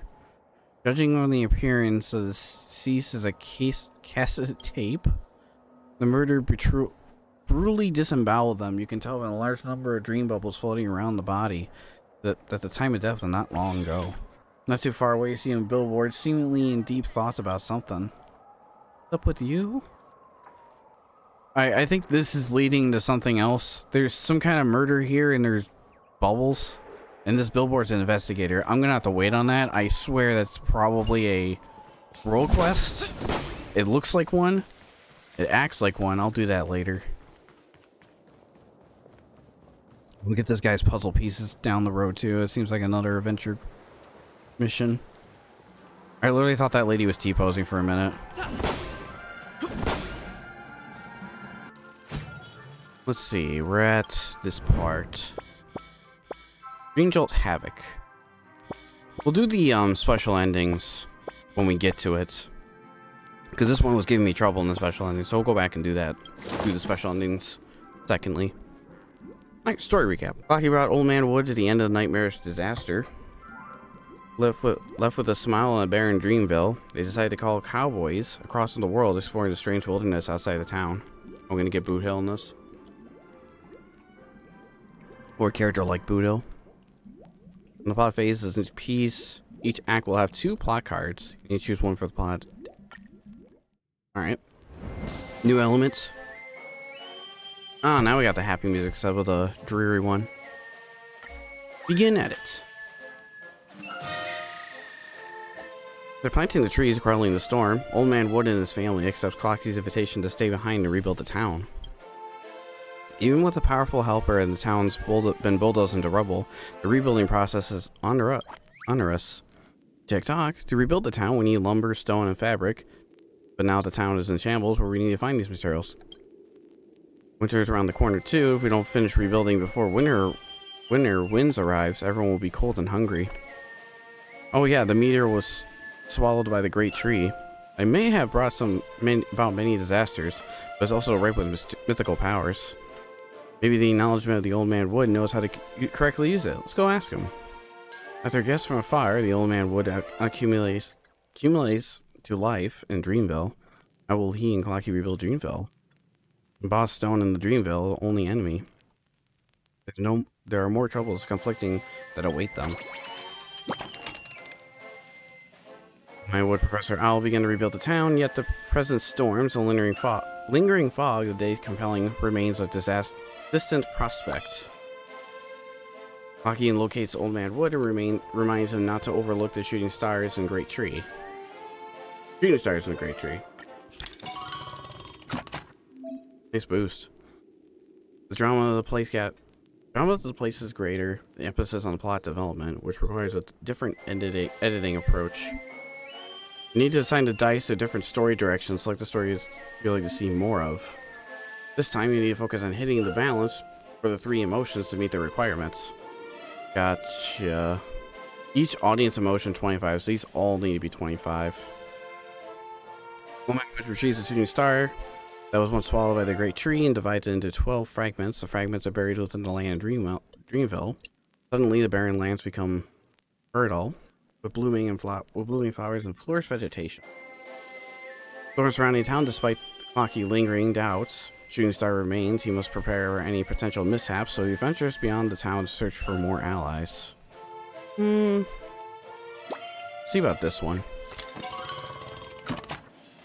After shooting stars are buried into the ground, many town residents begin to yearn for a distant desert, as if it was a voice of the desert beckoning them to stay at their wishes. During the period when Clockie is away from the town, the townsfolk will have dispute with Old Man Wood.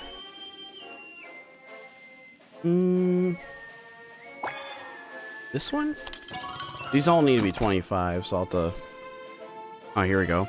Clockie notices the people beginning to dislike Old Man Wood, so he holds a lecture for Old Man Wood, letting him share his lofty ideals with others. This works especially well for shopkeeper Leaf, who instantly becomes friends with Old Man Wood. Clockie notices the people are beginning to dislike Old Man Wood, holds a grand banquet, allowing Old Man Wood to play with the townsfolk. I'm gonna go with this one. At the banquet, Clockie encounters little Teddy, a former follower of Brother Hanu. He seems disappointed. Seeing Old Man Wood mingle with everyone's. Grandpa Pine is disgusted. To drive away Old Man Wood's, Grandpa Pine comes up with a bold conspiracy. Yeah, damn Grandpa and his conspiracies.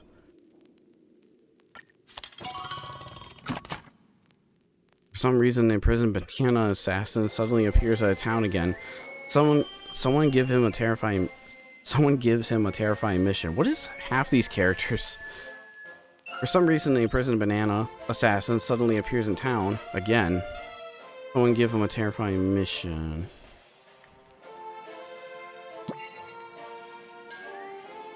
I mean, this is already at 25. Sure. Banana assassin finds shopkeeper Leaf and strangles the shopkeeper's stems with his banana peel. Damn. I can only imagine half these characters. Sorry, water. Later, Teddy, who oversees the town's security, begins searching for a mastermind who hired a banana assassin. He dispatches the puppies all over the town, scorching every nook and cranny, pursuing the critical evidence. As an intelligent individual, shopkeeper Leaf discerns the banana assassin penchant for wealth. He retrieves a golden coin from his shop, negotiates with the banana assassin, and let him go. This one. Little Teddy then encounters in front of all the townsfolk that the mastermind was Old Man Wood. I should have got more comedy up. Okay, harbors reservations about placing the trust in Old Man Wood, yet witness Little Teddy escorting Old Man Wood away amplifies doubts. Clockie knows Old Man Wood must be innocent. He's helping Old Man Wood get away from the chase, and helping him thoroughly investigate the truth. An assassin burdened by a guilty conscience seeks out Clockie and decides to unveil the truth of the innocence. Sure. I need to get that comedy one up. Clockie mounts the chariot Brother Hanu left him from, prepares to apprehend the criminal, bringing him to justice. However, he must overcome the enemy's trap. Clockie needs more foolproof plan. Time for a minigame. Oh, this one. Nice. Click the fire button and Hanu will fire towards the other side of the track. If the attacks hit the opponent in the obstacles after triggering an action scene, they'll enter a short period of invulnerability. Yeah, I've seen this one before, actually. Film length is limited to movie mode. Audience score will accumulate by conditioning action scenes. Picking up the supplies or slamming into the opponents. Right. I've seen this one before, actually. I was watching a friend play this over on Discord when we have our calls. And there's like a lot of these ones all over Penacony. They're actually much longer than that. Nice. Ah, I didn't get comedy up to 21. I might have to do this one again. Yeah. Alright, I'll get that one. I didn't get enough comedy for that one. That's fine.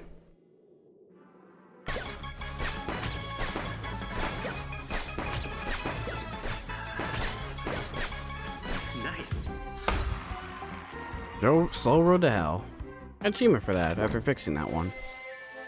Nice. I had to pick a little bit of a different editing in that one, but that was more or less a little bit the same. With the help of Clockie and the various townsfolk, they all arrest and brought to justice. Old Man Road forgives the townsfolk for framed him, as he is willing to accept them as his helper. Yeah, I just had to pick that one slightly different. Anyways, next act. With the rally system taken care of, Dreamville's development is slow and starting to show signs of improvement, but the town is still impervious and too small. Clockie knows that for the Dreamville to become stronger, he must forge ahead at an even farther distance. President of Dreamville, do backwards. This won't do. We continue to explore the desert outside the town and the mines and the gems there. We might be able to improve our lives. My dear friend, if you wouldn't mind, please help me to meet Trailblaze, Dreamville's uncharted territories.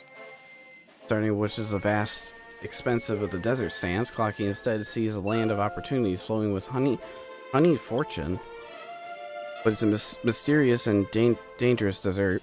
I don't know why I keep saying desert. Will not be able to easily tamed by Clockie. He will be beset by many harrowing adventures and the next challenges. As to follow the trader, Old Man Woody Nice with all forces, doing development of town. However, due for insufficient manpower, the work won't go smoothly. During the meeting, Clockie proposed an idea of inviting more friends from the neighborhood towns. Bring more people in. What could go wrong? Clockie asserts that the desert holds an abundance of treasure. Because of that, he becomes a clock monopoly, scampering cups and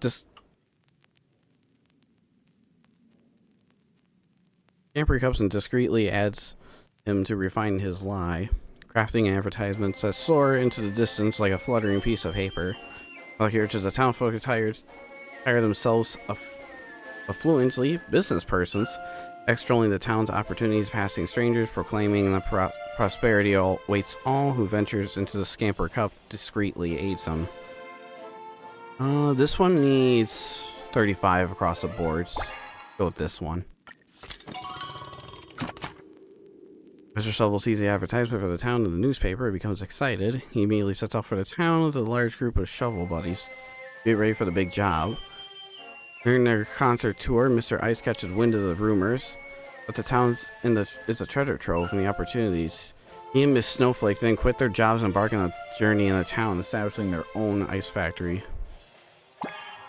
Go with this one. I need more comedy. Or comedic. Despite the failures experienced by many in the town, the already developed deceptive promises continue to draw more people, calling themselves cowboys, and the newcomers arrive with determination to conquer the unknown wasteland. As Clockie reminisces about the past journey with his companions, his trailblazing spirit reunites once more. Population in town begins to grow. Old Man Wood settles into the grand mansion, and he's diligently listening to the various reports remotely improves each one's regulations that emerges. Clockie decides to temporarily withdraw from the tedious administrative work and devote himself to the adventure of trailblazing.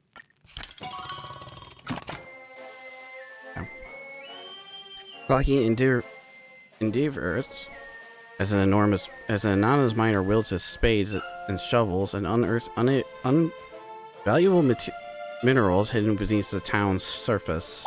I need more of that. Clockie decides to join the posse of cowboys where all of them gallop around the golden sands and the grasslands to chase furious beasts, dispel the fog, and finally construct his own home. As one mine after another is unearthed, Clockie finds himself growing weary. As the town slowly develops, the residents of the town increasingly sense that their living territory is being encroached upon, especially by the cowboys from the neighboring towns who unscrupulously exploit their resources. As the town develops, one Once abandoned land is divided into private territory, the cowboys no longer need the jurisdiction of Old Man Wood. Go with that one. Any increase in tension between the townsfolk, the cowboy, and the war between the two factions is imminent. Clockie does nothing to stop him. To resolve the conflict, Clockie stands between the two factions to try his best to maintain the order of the town. But even with everyone respecting Clockie, it's still difficult for both factions to give in. Complaints swarm towns of the hearts of nearby parts of the town. Like snowflakes, Old Man Wood finally decides to act discipline on these great ungrateful cowboys under the trailblazing of the courageous cowboys. Dreamville flourishes into a beautiful town. Clockie returns to the hearts of the town. Go with this one. And our car chase. Old Man Wood and the townsfolk initiate resistance against the cowboys, while doing some extremists amongst the cowboys launch attack on Dreamville. It's time for Clockie and to mount the chariot and safeguard the town. To overcome Little Pony's cunning, Clockie needs a more foolproof friend. Yeah, he does. Been interesting so far. Don't know how I feel about it yet. It's really interesting choosing Bellalog.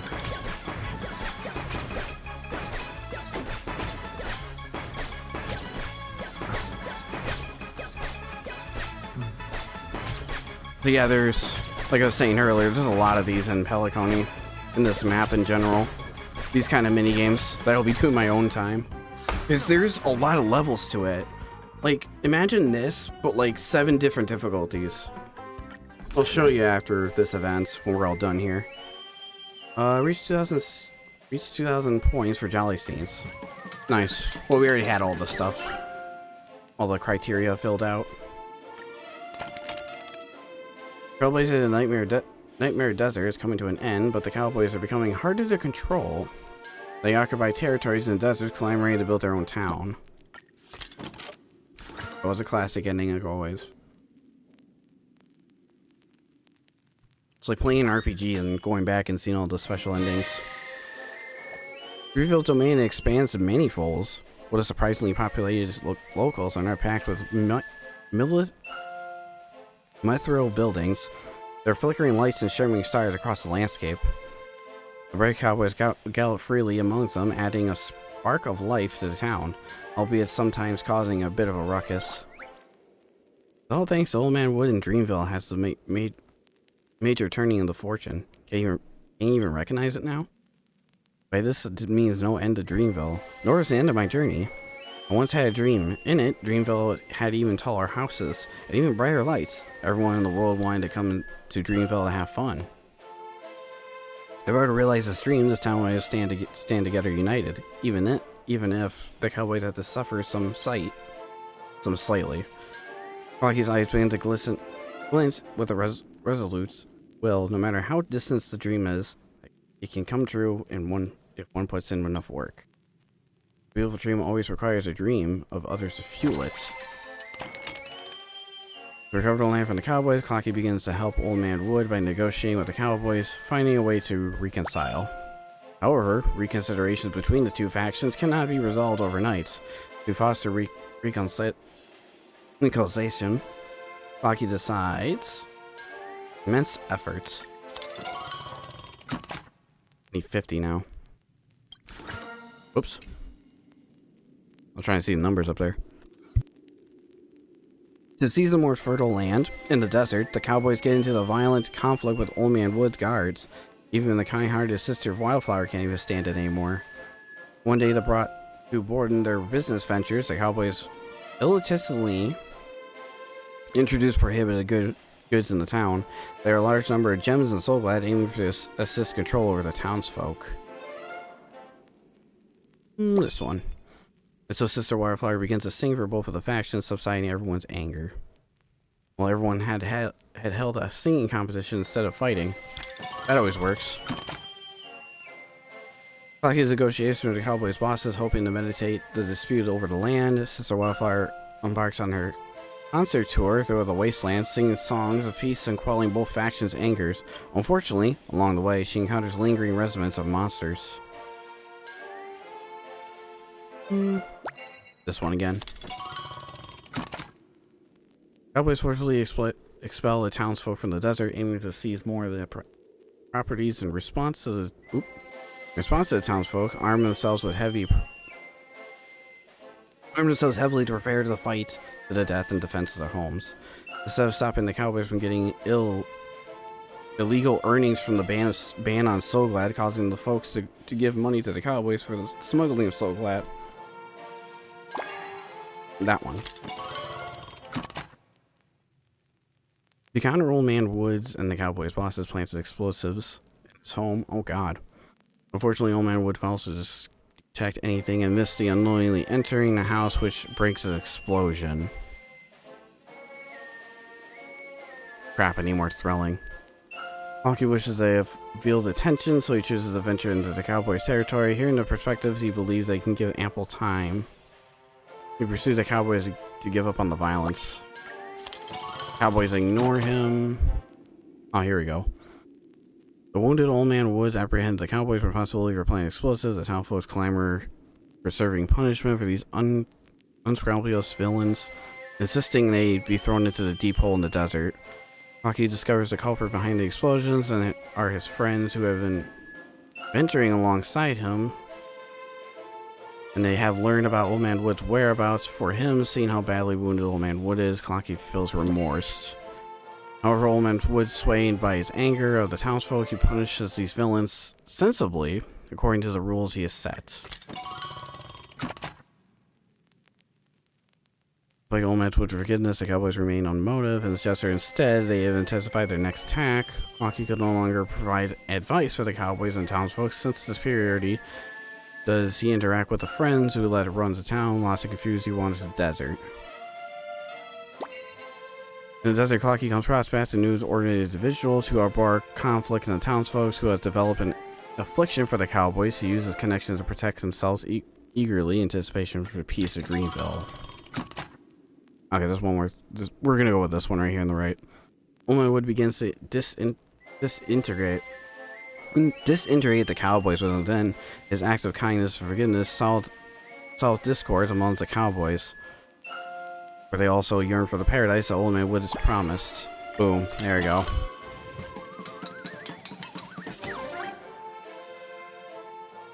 Sorry if I don't say a word right or anything like that. They use a lot of different words in here I've never heard of. The cowboys apprehended and chased out of the town. Old Man Wood and those who are surrendered. Old Man Wood accepts the new generation of townfolk since then the cowboys have townsfolk united as one. Nice. Pretty wound. After some rough and tumble, the cowboys choose to yield. The Dreamville returns to its peace and quiet. As he is walking along the street, Clockie is struck by anxiety and concern. Dreamville has become whole again. It's peaceful now, without any ruckus and wrangling, no more blood and conflict. But why? Why can't I shake out this uneasy feeling? Are those cowboys really the baddies? I'm probably overthinking it. The Dreamville for the future will surely be even more beautiful and prosperous now than it is ever. My friend, you think so too, right? Might as well toss our worries to the wind and help Dreamville become a truly joyous dream. On that day, Clockie enjoys a good night's sleep. He roams his dreams, glimpses of magnificent skyscrapers, and the scenic nightscape of streaming colors and bustling crowds. Looming above him, the overseas sky, suffocating and smothering. Dreamville is thriving better than ever. What will it look like in the future? What exploits will Clockie achieve in this beginning town? Stay tuned to the Clockie's commemorative film, Dream Memoir Part 5. Emotions beyond the lies. Cool, 80% done. Yeah, this isn't a very long event, which is probably a good thing. Hey, it's all fixed. You owe me money, Akron. No. Look at the screen here, it's been fixed. The director's turning into things around him on the low some. Astonishing. I wonder who the director is. It's not a legendary watchmaker, is it? Kind of close. Don't rush, I heard these things are going to be in the Dreamjoy Memoir event screening. We'll be able to see things for ourselves then. Hopefully. Director, do you know the cinemas across the universe are throning by viewers of the Dreamjoy Memoir? Our theme park has seen more and more guests too. It's been so many years since we lost contact with Mr. Watchmaker. We've never seen such a bustling scenes. The stories are full of twists and turns, and creative plots, and featuring lively characters. And my first time hearing nothing but good reviews from those fussy movie critics. It is your talent I brought to the Clock Studios to life. It's no big deal. You're being modest. Trust me. I don't mean this as flattery. What's next? Well, both critics and fans are looking forward to the release of the last film, Dreamsource Scenery. The screen should be fixed now, just in time for the film's premiere. We head into the theme park, but hasn't been fixed yet. No, we're long done restoring the reel, but now it's time. But this isn't with us at the moment.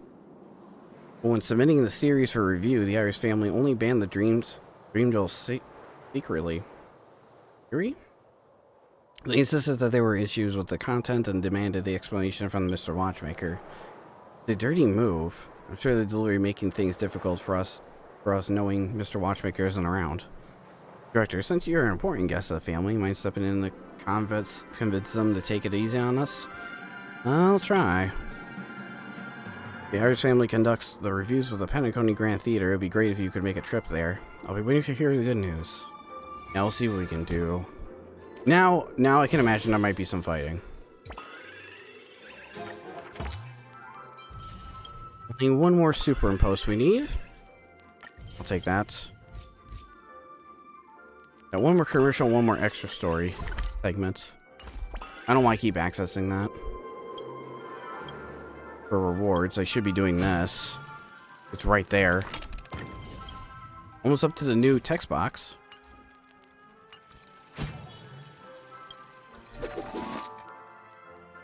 Where's Hamster Knight? Oh, he's over there. I'm gonna go talk to this kid real quick. Oh yeah, what are you selling? Notice that... Oh. You up for a chat? Wow, classic Soul Glad. Sure. Would you like to talk about your customer? Like, I need to know. Proof from I got another achievement. Buy some food. I just wanted to see what was in your inventory, man. Ice cream. 3 flavors. Why is that purple? Oh. Never mind. Alright, anyways. Got distracted for a second. Well, the Hamster Knight's extra story's been released.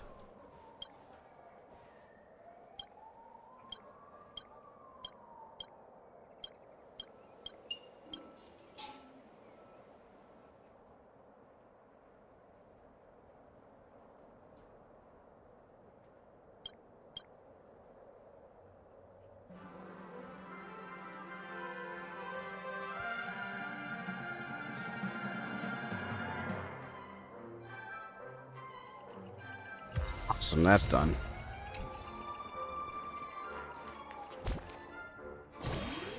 Oh, achievements, right. Again, I keep accessing that menu, it's such a habit. Proof of the certain goods from the food truck, owner about a high price during a conversation. All 3 audience emotions are at least reached 50 simulation in the Dream Memoir. Okay. Sure. Half these achievements I'm just doing. Oh, on my button for...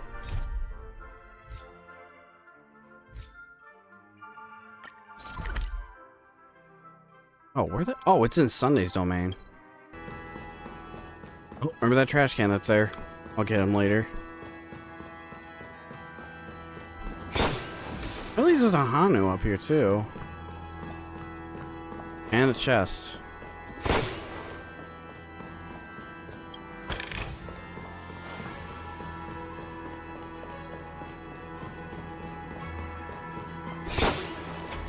Through here. Well, there's a desk. Do I get to hear that in my can train now. Let's repair this guy while we're at it. You should be careful. I'm no ticker. I'm a time bomb. I'll explode any minute, any moment. Repair is complete and blow his whole dream to smithereens. Afraid now? No, not really. Why would you do that though? I moved one piece. I moved 2 pieces.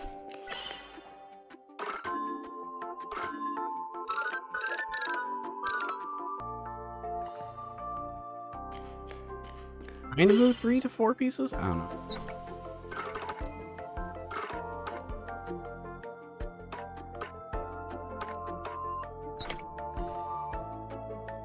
That one's pretty simple too. Literally took me a couple seconds. Weaken. I'm going to explode. Ah, of course not. I'm lying to you. Oh, you scamp. I was just wish that someone would see me and help me out. Looks good. Hey man, no problem. Investigate this. Dream Memoir 5, Dreamjoy Secretly. This movie is the 5th film in the installment of the Dreamworld series, which tells the story of the Dreamville after prosperity, where Clockie and Old part ways to preserve the end of the town. Clockie sets up and begins. The movie contains controversial topics that should be banned. The style of the movie divides from the previous Clockie pieces and has the potential to cause negative effects.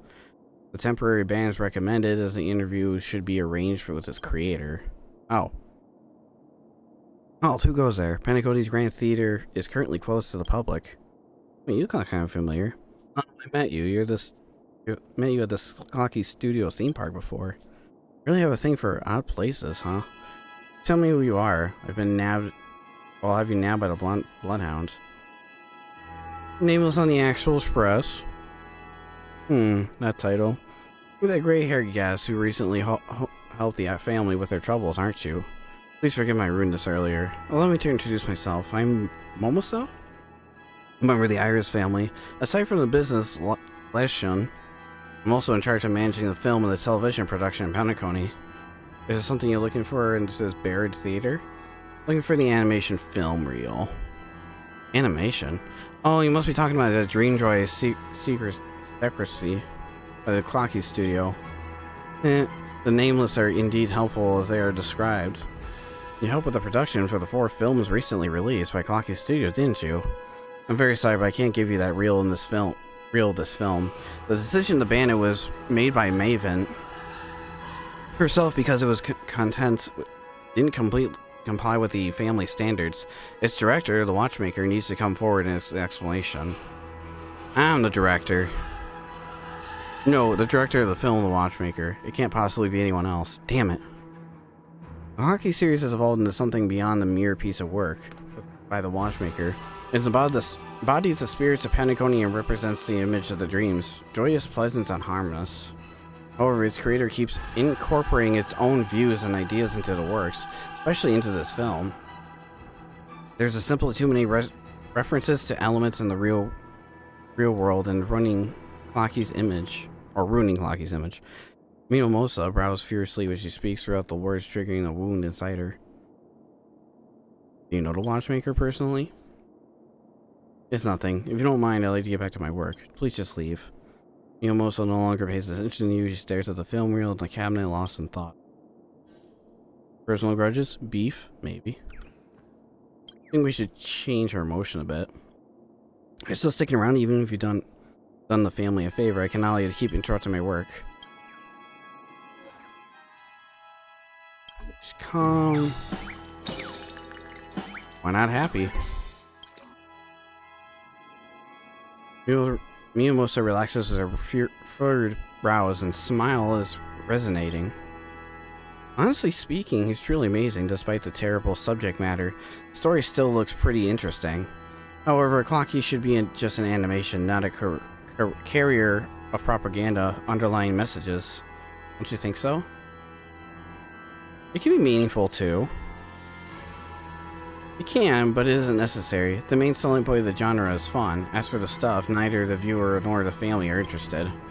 Clockie has a ton of fans, but how many can perceive the underlying message of the metaphors under the fun facade? And how many of those can go to the cinemas for those things? Clockie may not be a bearer of many heavy themes. His story should be like candles. There's no bitterness, only sweetness. Miyamoto smiles and hands you something Clockie themed, soft candies, but you feel her smile looks rather heavy as she's combining a mix of taste of bag of snacks. Old gummy candy. Let's try just sadness. Looking disheartened, Miyamoto retrieves the film reel from the cabinets. After all these years, he's still standing by his decision right from the start. What a stubborn man. Sounds like you have a story to tell. Spill the beans. No offense, but the way you wander around aimlessly reminds me of him, the watchmaker.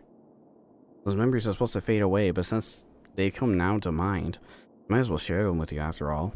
He is your nameless senior. Believe it or not, I was once involved in the creation of Clockie, unlike all the other employees at Clockie Studio. I draw a sketch at a secret place together with the watchmaker.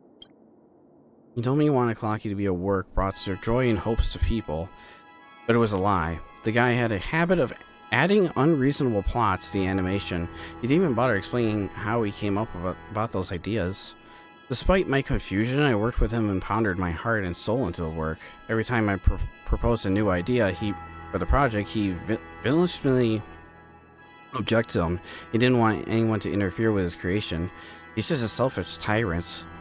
I decided to leave him because of that, and I wanted to look for a pure form of art that could bring true happiness to Penacony by joining the Iris family. I still care a lot about Clockie. I suggest that the family acquires its copyright to protect it. If the contents created by the Clockie Studio continues to violate the family standards, Clockie could end up in much worse than the current placement. Is the family really that unforgiving? After all, the family that runs in the dreamscape, even the place with as much freedom as Penacony, has to go by its rules. In Dreamjoy's secrecy, Clockie has a falling out with his companions, and the plot takes on a dark turn. For the viewers who believe the animation carries an underlying meaning, this kind of content may be encouraged unnecessary speculation and contradiction. The harmony embraces dividing concepts, but not those who can lead to danger. The provocative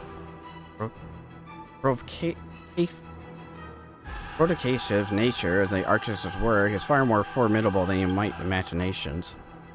Lee Maven once said, artists are as dangerous as a historical fictionologist.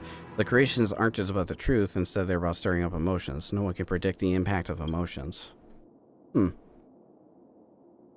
family isn't being unforgiving. As stated, the family head, the film could be unbanned provided that the watchmaker could come forward with an explanation. What kind of message is he trying to convey with Clockie? Is he trying to create a confusion, or does he have some kind of hidden agenda? I know he's no longer around, and it's a shame. Since we'll never understand what he thinks, I can let you in on the film reel. Oh, I can't let you have this film reel. Maybe there's still a chance to turn things around? Gaze at the film reel in their hand, looking at the distant memories. You're right. That guy surely wouldn't abandon his work. I have to make a trip back to the homeland to search for an answer. You're welcome to tag along. If you know the watchmaker well, you surely know where I'm referring to. The place we can only access by doing something impossible in the dreamscape. Oh, you mean where... No, not where he's sleeping. Hey, buddy. Tapped. Oh. How dare you come back, you traitor to the Dreamflux Wreath? Get out of here and go back to your family. Wait, I'm Miyamoto. I'm the watchmaker's... Can't believe you have to face to mention his name. The watchmaker raised you, yet you stride with his enemies? Mr. Watchmaker still thought about you in his twilight years. Don't feel ashamed of yourself. I'm very sorry. Do you think an apology is enough? You must teach your ingrates a lesson on the watchmaker's behalf. That's a little harsh. My distinguished guest. Who are you? You don't look like a local. Must be an underlying of that trader. Just beat the two of them up. Alright. You wanna fight? Sure. I was actually hoping for one. Don't mess with me. Oh yeah, fire damage is a thing. Lend me your strength.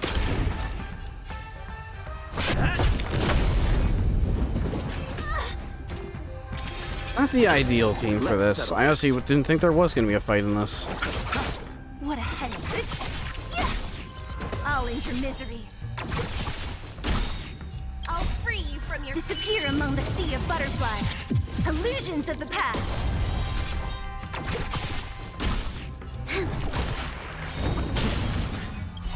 Lance ablaze. Lance!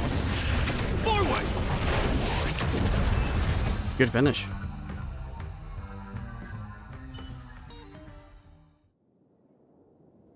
He's a tough one. Don't worry, I'll just ask Mr. Mika to be here. They're finished. Oh hey, you again.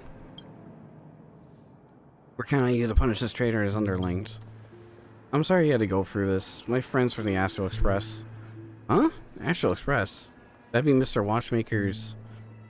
You guys should go. Don't embarrass the Dreamflux Reef anymore. Okay. Let's bolt. I think we messed with the wrong person. Gee, you think? Apologies. You guys alright? I'm fine. Brother. Oh, siblings. Just like me and Mosa, I'm also an orphan adopted by the Watchmaker.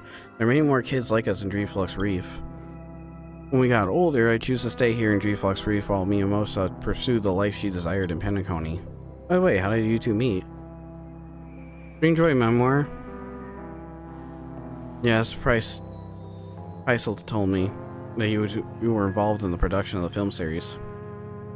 Did you run into any problems during the production? Miyamosa used to work with the Watchmaker's animation assistants here before, but she knows the Clockie story just like the back of her hand. If it's a technical glitch, you can discuss it with her. No, the issue is more ideological than technical. I watched the film where your father left behind at Clockie Studio. I was wondering why he included the story about Dreamflux Reef in the animation. If I can figure out why he did it, I can probably convince Lady Maven to lift the ban on the movie. After all, she wants it in any explanation. Lady Maven. Still as conspiracious as ever. If the Watchmaker could hear this, I suppose he would laugh at this old friend of his. Seems like you still can't go on for the past, even after this time. Come with me. He left you something. Nobody leave her.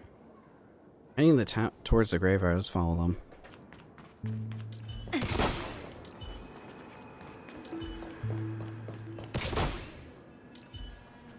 Anyways.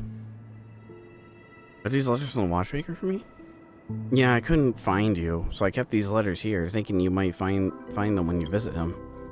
Now I can finally return them to you. 1, 2, 3 drops, tears fall into the letter paper at the moment. My stubborn pony. How life in the dream? Will you ever see this letter? I bet you're still mad for me painting those ridiculous stories, restricting your freedom to create. Yet I never explained my reason for doing so. Perhaps you find it hard to accept my reason, but I truly mean it. I wish to protect you and your aspirations.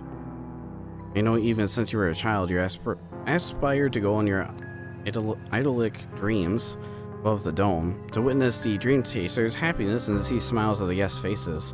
That's because you're someone who loves to bring joy to others. That's why I'm afraid. I'm afraid the stories I write in my creations will tarnish this innocence. I hope there is always a dream in your hearts. I hope you'll never be skeptic of this world. But I figured out now, you are a courageous and a kind child. Your pure intent will not go cherished easily. Hence, I will now willingly be truthful and tell you the reasons for creating Clockie. Because I don't want people to forget everything in their dreams. From the conflict in the prison, to the countless catastrophics, to the expanse of the nightmare, to the establishment of sweet dreams. Along the way, I witnessed the people in their dreams gradually coming to a standstill, without looking back. They said the world outside of the dream is cruel. and one should no longer look back on these sorrowful past in the dream. However, a pleasant dream must always move forward in the trail of blazing flames and look back. And so I put my pen to paper and rely on my childhood friends to keep these precious memories for me. If sometimes in the future, when all his histories are covered in Carl's and coming down in the burden and laughter, and people can never wake up again, Clockie might be to the wake-up call in their existence. Oh yes, do you still remember? I secretly told you once that the brain of Clockie is actually a compass. A compass that leads to one to the future. And how that compass belongs to you. Past has already ended. Please use him to record your future. Love you always, Mikhail Chard Lakewood. Amazing father. He's not a perfect father, but we always loved him. Am I right, Miyamosa?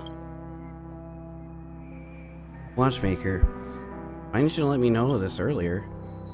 Miyamosa, he's always wanting to protect you, so we choose not to tell you about his less than glamorous past.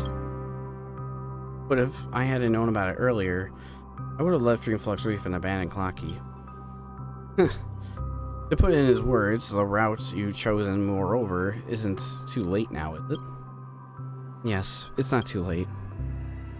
I request to meet Lady Maven immediately and tell her. Watchmaker is only trying to document the history of Penacony. It should not be forgotten. I believe she will understand such a reasoning after all. It's nothing. She's a reasonable person, so don't worry about it. Mimosa, you're still as clever as when you were a child. Getting things done promptly and decisively with a keen eye. Alright, you can catch up late. We can catch up later. What's important now is you get this movie's success released.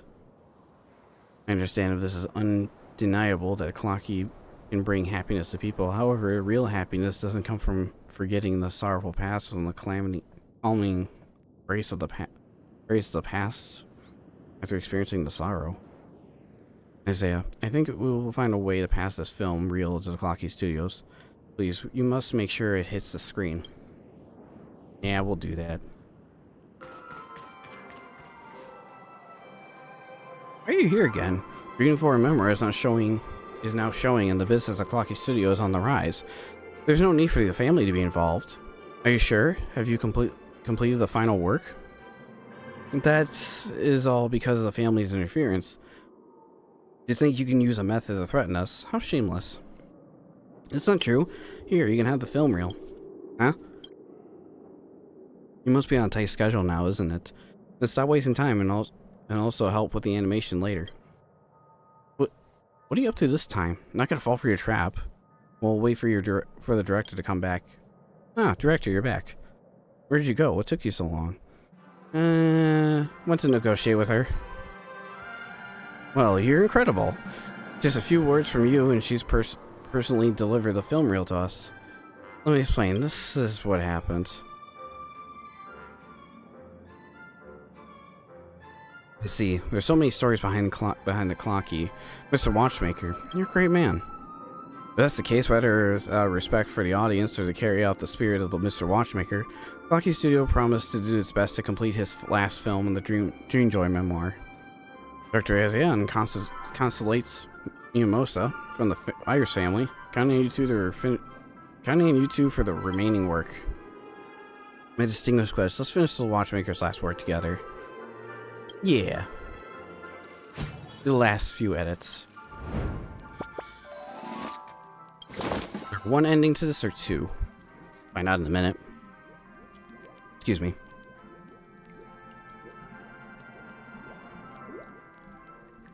This is a lot of dialogue to get through.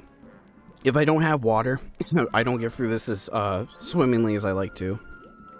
Tall buildings rose into Dreamville, and everything was gradually moving towards prosperity. Clockie's also immersed himself in the hustle and bustle, but beneath the bright lights and river shadows are also growing. The plot phase of this piece, there will be a plot card to require rights. Oh, there's a secret ending. Seems like that's all for all of them but one. With the efforts of Clockie and Old Man Wood, Dreamville has become even more prosperous, and destined that tourists from all over the world wish to visit. Magnificent skyscraper and scenic nightscape, the streaming colors and bustling crowds, these images in Clockie's dreams appear before his eyes. Dreamville today is a stark contrast of the past state, known to use to be barren desert. But, with the rising numbers of incoming tourists, they're running out of places to stay. We're resorted to building houses without any sound infrastructure planned. This won't do. I think we need a hotel, a giant one that can house all the townsfolk and guests. Besides the hotel, we also need to build a fun amusement park with a garden that's also all sorts of plants and flowers, and a mall where you can buy anything you want. Just the mere thought of all this gets my gears all hyped up. Let's go, friend. Let's go. Off we go to talk to Professor Owl these ideas. Clockie's mind conjures a dazzling image of Dreamville, and he wants to work with his companions and turn his scene into reality. The dangers might have quelled, but the road to rebuilding this town isn't easy. Clockie will have to contend with many challenges. Yeah, he will. All these emotions, sum 95. Target is a bit special, but I'm sure you can do it. Does this all needs to be 95? Jeez. Clockie visited Professor Owl and Old Man Wood. Together they discussed what the future has held. Professor Owl enlists the help of Lady Vermilion, the most beautiful origami bird, to build the Dream Hotel. However, she demands the exorbitant pay from the Clockie for her services.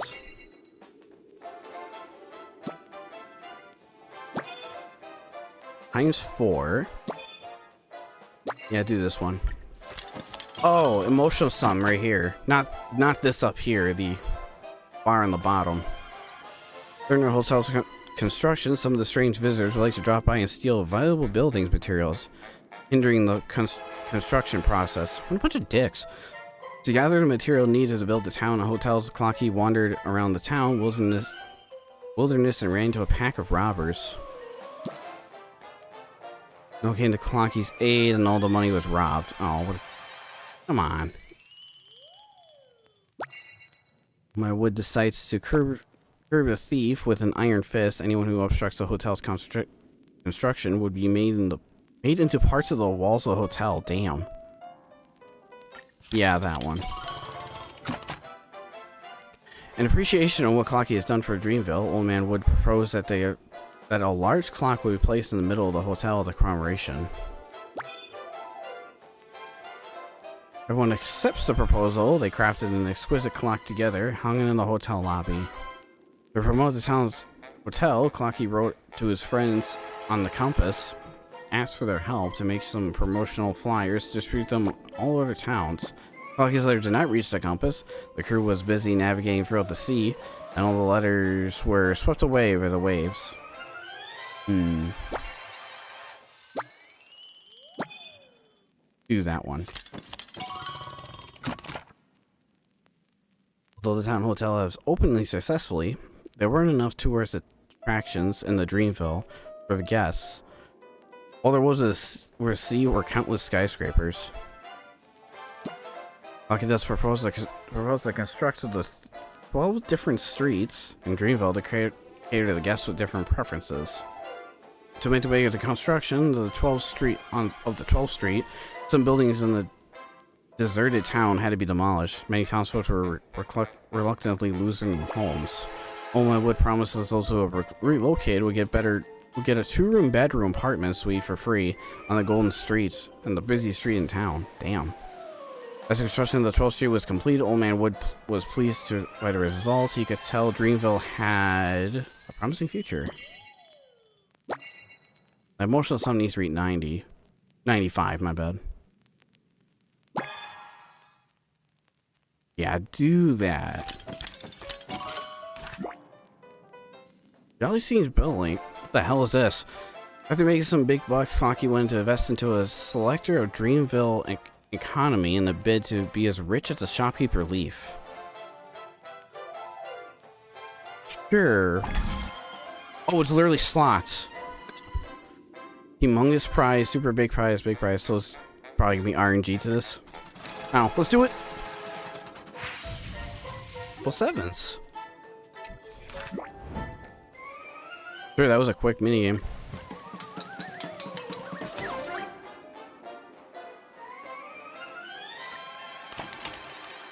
As Dreamville became more prosperous, Clockie made a fortune and became a tycoon. Clockie, who does not need to worry about survival, spends his days exploring the town, enjoying the leisuring time.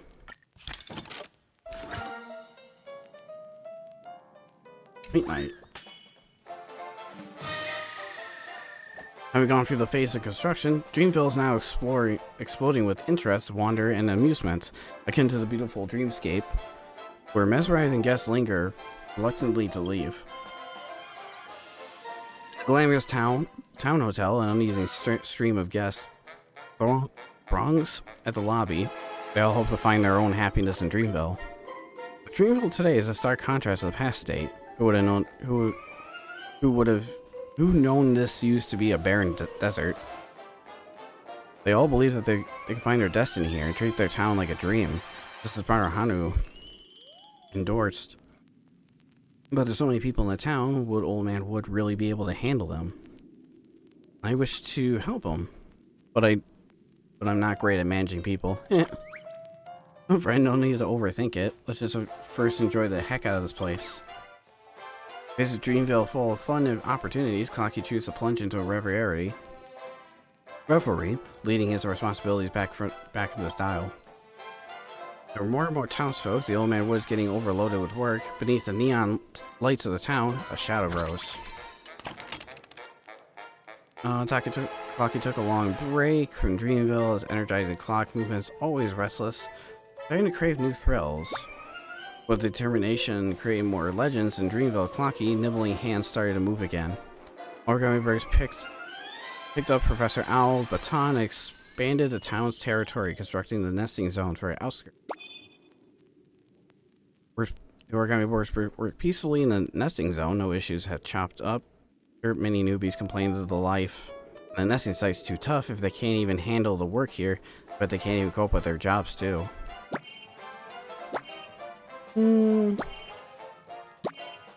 That one. More and more tourists flock to the town, forming a majority of population of the Dreamville. Unwillingly, just live by the set of rules. But the old townsfolk, like Old Man Wood, they demanded to get involved in the town's management every day. Clockie suggested Old Man Wood accept the proposal to appease the townsfolk, but Old Man Wood hesitates. Old Man Wood discovers a history in Dreamville had been tampered with the Scamper Cup. Many properties' stories were turning into jokes, and many tragedies became comedies. That's messed up. How many taken by times 5? We even need that much comedy.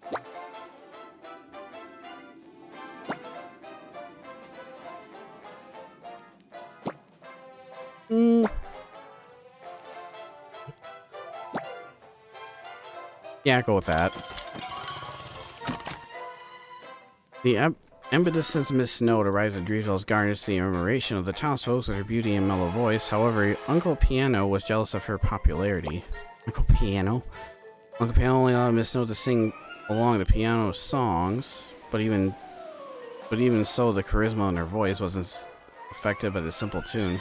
Team Dreamville developed a wealthy and bustling place. Brownstone supply surprisingly extends an olive branch to Dreamville. Oma would accept Brownstone's offer to make the peace for the time being. Dreamville will be busier and after breaking free of Brownstone's control.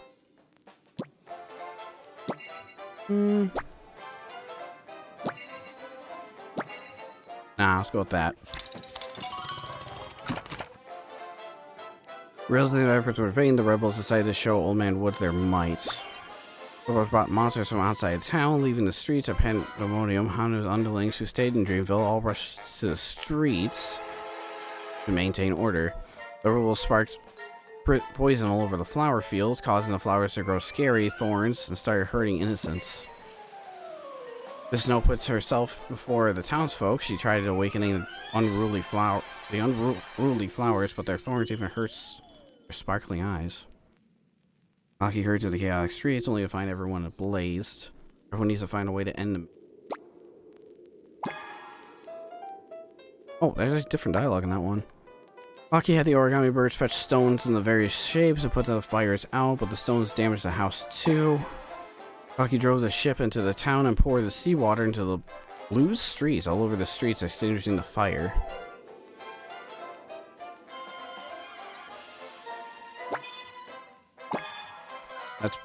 That works. Oh, slot machines again. You know how this works. Roll it. Hey, 12. Humongous prize. Awesome.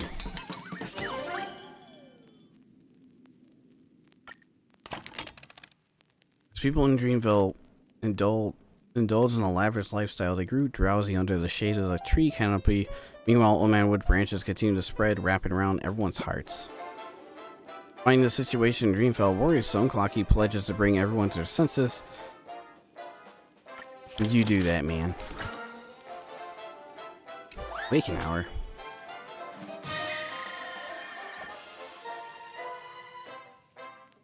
Old Man Wood's tenderalls have entered Dreamville in a strange hold. No residents will be able to oppose his ideas. But the townsfolk seem not to care for Old Man Wood's ambitions. They only concerned with the fortune and the happiness that Dreamville brings. But Clockie doesn't think so. He'll never allow Dreamville to fall into such descendants.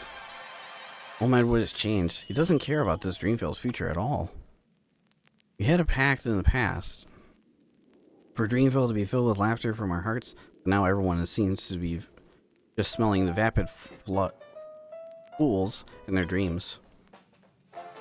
Must rouse Old Man Wood and the townsfolk from their follies, even if the entire town turns on me.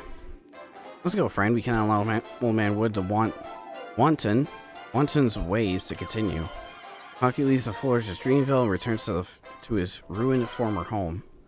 He believes himself to be lucid, and that one day he'll bring clarity to everyone in the town as well. One day. Dreamville begins his downfall, refusing acceptance of any kind of future. Clockie needs to wake up everyone. Clockie reconnects with his old friends, hoping to make them see Old Man Wood's mistake. Clockie found Town's underlings in the Scenery Street, but they didn't respond to him with so much enthusiasm as they were already under the sway of the Shadow Dog. Clockie tries to pursue them in their action, only draws speculation, nearly got him captured. Damn. Summary needs to be 250. Actually, put that there. Clockie found Miss Lode in the flower fields. He didn't resonate with Clockie's concerns, thinking Dreamville was in good shape. Miss Lode saw Clockie's words were mere fear-mongering, so he doesn't take the issue he writes seriously. She strolls off with a humming tune. Clockie visits Shopkeeper Relief and Mr. Soda on the Gilded Street, but they reassured Clockie that everything would be fine, seeing how prosperous Dreamville was at the moment. Shopkeeper Mr. Leaf and Soda changed the subject of their conversation, presenting a various business collaborations proposing to Clockie. However, these ideas will now exacerbate Dreamville's decline.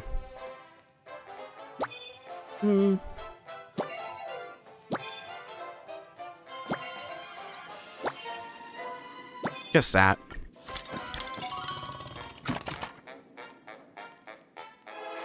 Oh, even numbers are back.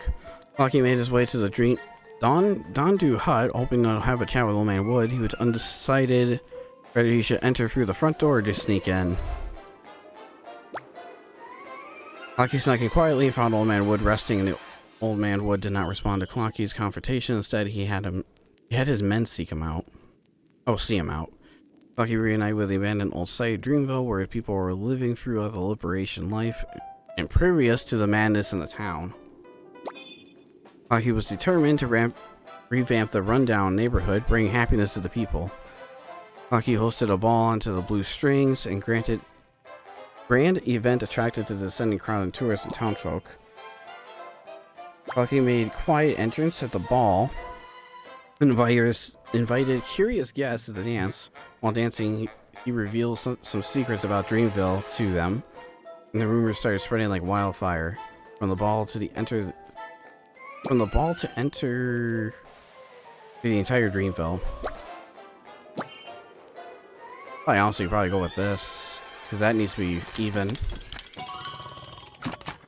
And that was a huge jump to some.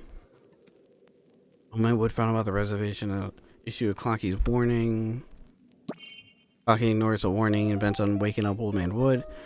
Clockie kicks off reservations as old resident Mr. Blues, one of the origami birds, joins Clockie and starts revamping the entire neighborhood. That. Population for Roseville was growing, but Old Man Wood's branches kept encroaching the villagers' borders. Due to the worsening living condition, many choose to return to Dreamville. Clockie uses savings to help fund everyone's reconstruction of Roseville. Clockie dug deeper into the Dreamville secrets. He found out Old Man Wood's stealing everyone's emotions with the branches he repairs on the collapsing streets. Clockie reluctantly consents to Old Man Wood's actions because he can't come up with a better way to rescue the town.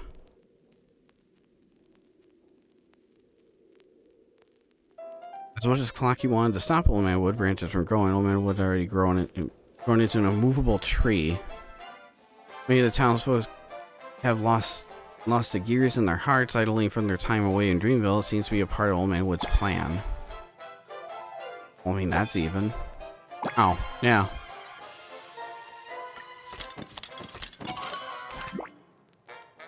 And slots again. Go. Yeah, the story's pretty interesting. Lots happening.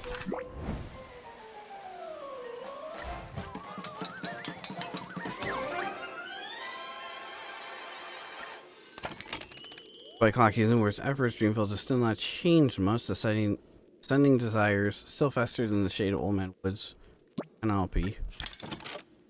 Clockie was exhausted. No. You're like, dude, Clockie's doing everything here.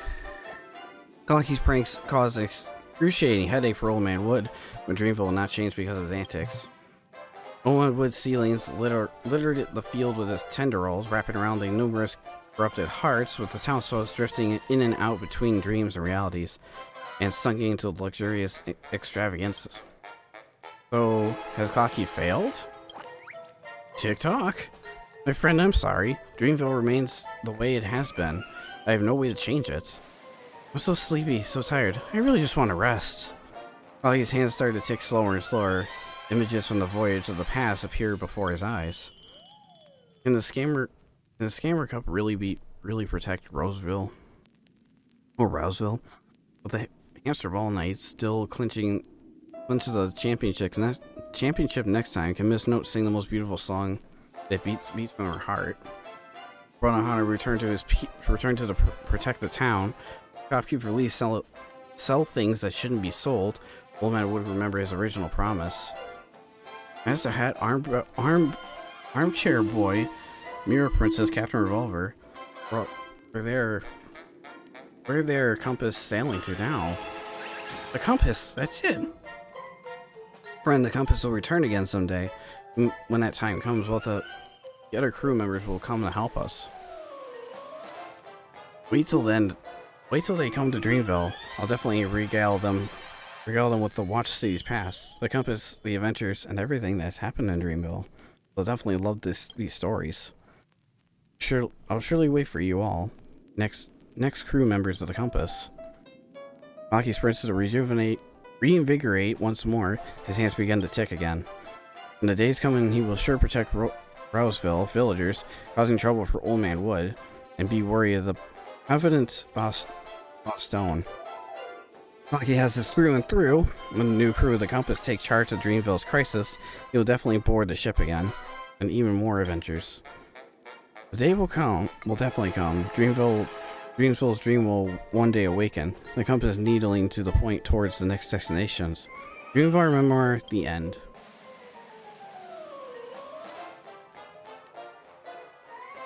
The Dreamville story will never end. nice. It won't end because there's more freaking endings. The grand public screening of the Dreamville Memoir takes place. Why is Boot Hill here? Oh, Black Swan. It's freaking Sparkle. Look, the Clockie's latest film. It's literally the cartoon. That's hilarious. It's been such a long time since I watched the animation in this theme park. How nostalgic. Director, look, the theme park is filled with all kinds of people. Distinguished guests, young dream chasers, and other member of the family. They're all here for the movie. If the watchmaker were to witness this, he'd be super glad. Thank you so much for your hard work. Right. I wonder if the watchmaker message managed to get past it to the audience. Director, can you ask the viewers for their opinion? Sure. Ask people for their opinion. What's up, Miyamoto? Audience is pleased, even if I can't discern the deeper meaning behind it. The movie itself is quite fun. It's interesting. Right, for a viewer who are here to seek entertainment, the movie is just an animation. But if someone can decipher the hidden message behind the camera works, performance stories, and even a single line of dialogue, then they'd be able to meet the watchmaker's soul and listen to the dreams past. What do y'all think? As the movie scenes plays before my eyes, I could see the watchmaker pouring his work over the desk. Work before a desk. I could tell that his eminent some stories in the movie based on the past suggestions. We were watching Clockie too. I have always wanted to see Dreamflux Reef in the animation, and today I'm finally able to see her Roseville. That's all I wanted. Thank you for letting these stories hit the screen, distinguished guest. I requested from Lady Maven.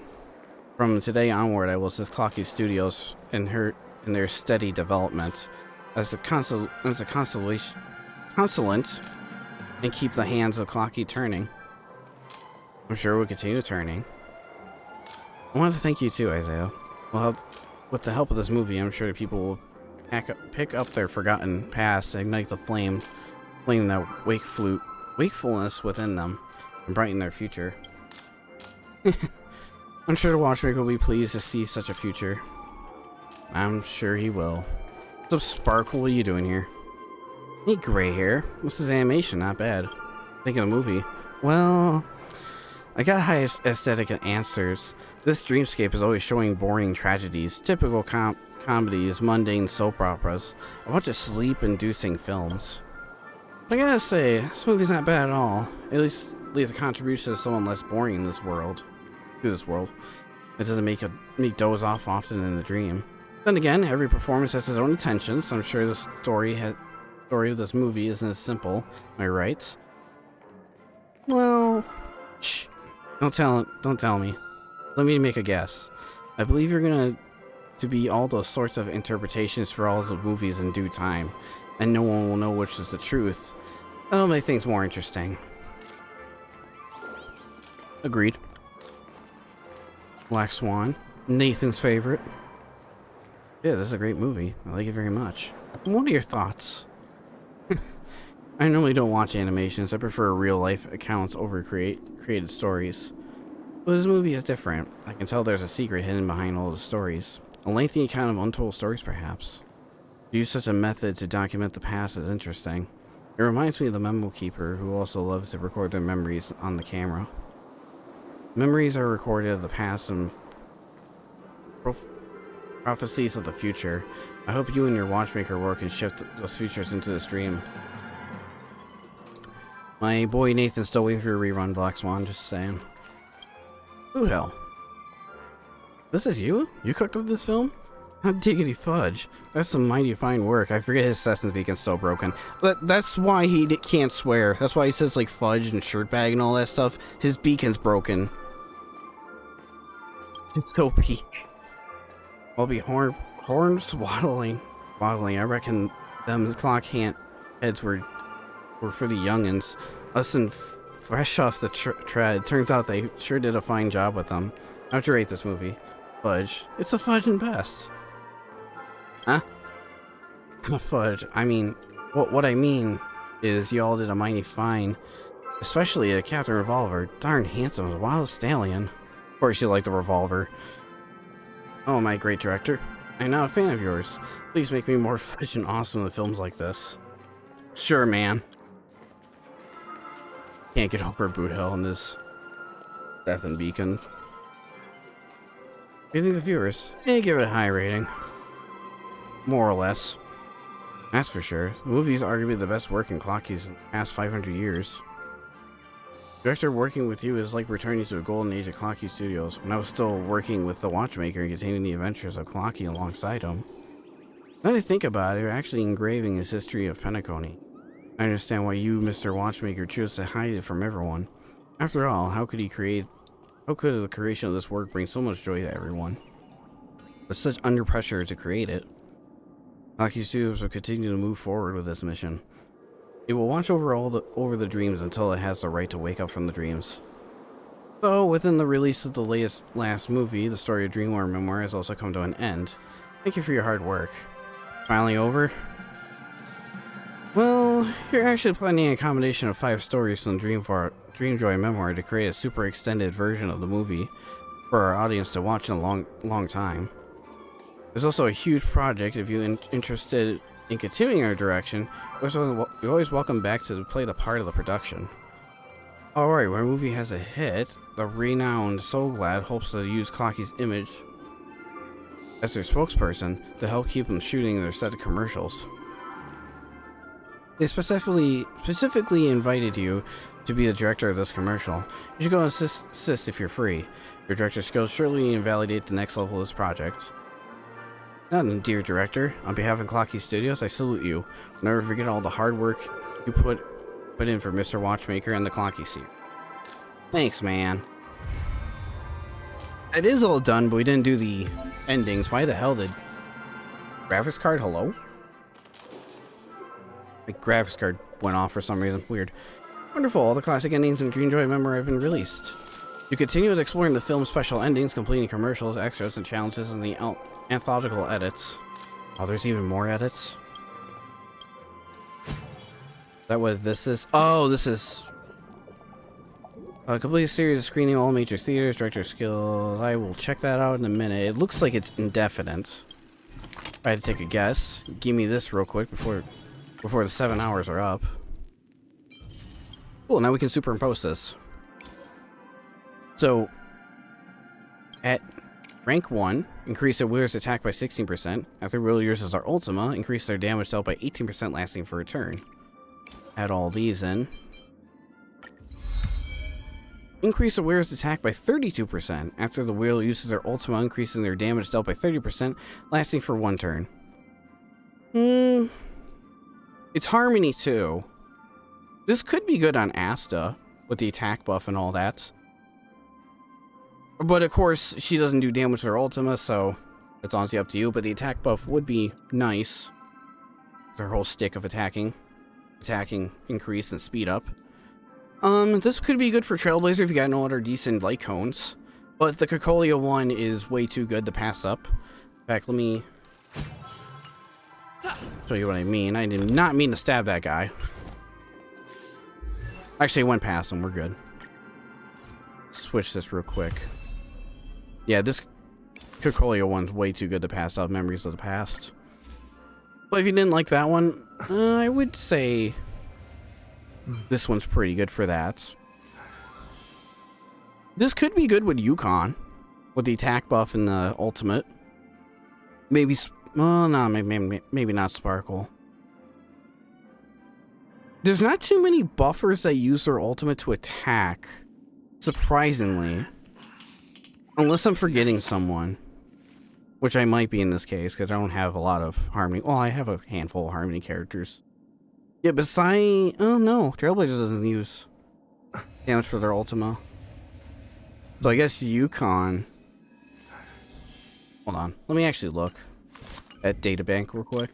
I'm curious. Doesn't use Ultima to attack. Doesn't use Ultima to attack. Doesn't. Buffs. No, these all buff with their Ultima. Maybe... No, Robin doesn't. No, Robin is left hanging there while she sings after her Ultima. No, it's just Yukon. I think. I don't think any of these other characters use their Ultima to Yeah, no, Yukon. Yukon's the only one that has the Ultima on the Harmony that actually does damage. Yeah, so I guess it's only good for her. Weird. So yeah, I guess that Light Cone's only good with one character in mind. Because of the Ultima damage increase. I mean, again, you could put it on anyone you want. You don't have to fully use it to its ability, but still, it's interesting to think about. Kind of just realizing that now. Not many characters of the Harmony use their Ultima to attack. Only really Yukon does. Huh. Well, anyways. I'm sure there's a couple of characters you could use that on just for the attack buff alone. Complete the adventure mission once upon a Dreamville. Nice. By the way, this event is permanent, so it will be around forever and ever. Even if you make a new account today and this event has gone long past, you can still get the rewards. You just can't get the Light Cone. I think you can still get the Relic Tuner. I'm not 100% sure. Stellar Jade. Anthology one time. Okay, I'll do. We'll see what that's like. Need to do these last three things anyways for a Relic Tuner. Hell no, I ain't giving up that Relic Tuner.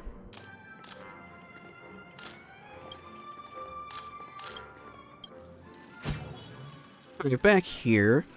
Let's take a break from editing and do that collab. Because that's like levels and mini stuff going on. Oh, I forgot to change my Trailblazer back. Sorry, the hat's nice, but I really like my spear. It's just too good. Too good to pass up. You have a sticker behind you. My god, it's Clockie! Anyways. Soul Glad, a source of joy and quintessential just a dream. My friend, how about a bottle of Soul Glad? Have a sip first. Grab a bottle of Soul Glad and make your dreams a blast. If we were to talk about Panaconi's trademark productions, besides Clockie, it's gotta be our Soul Glad. I'll be candid, or our Soul Glad will soon have a collaboration with Clockie. Don't forget to cheer us on. What a coincidence, I'm here to talk about that partnership. You're the director of Dreamjoy Memoir. Yeah. Mr. Presley mentions you. It's an honor to finally meet you. In the form of the Soul Glad. Advertisement department just here to chat with you about the current commercial proposal. Bubbly Clockie. So that brings joy and laughter to Dreamville, but the evil boss Stone hates everything nice.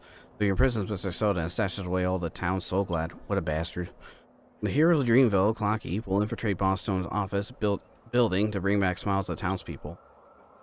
That's the gist of the story. To complete the production quickly, I hope you as a director can personally get your hands dirty and become Clockie's motion capture artist.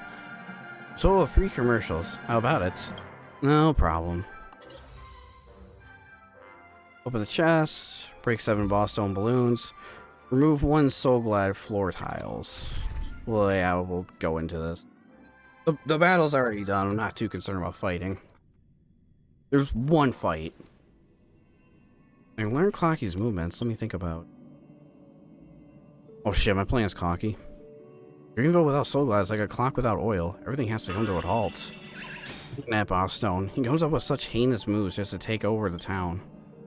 Behind the door is Boss Stone's lair. The missing Soul Glad must be hidden there. Venture forth. Dreamville the Soul Glad. No, I'm not playing as Clockie. Damn it. Get me hyped up for nothing. Like, what, 3 commercials in here? What's up? This strange room. Boss Stone just appears to have use Soul Glad to lay down many mechanisms that will allow us to wall walk. Looks like Soul Glad got plenty of amazing uses. Walk on it, try it out. Oh, we already know about Dream Chaser's path. I think it's a bit different this time. As I plop and then change emotions. Right. I already know how to walk on ceilings.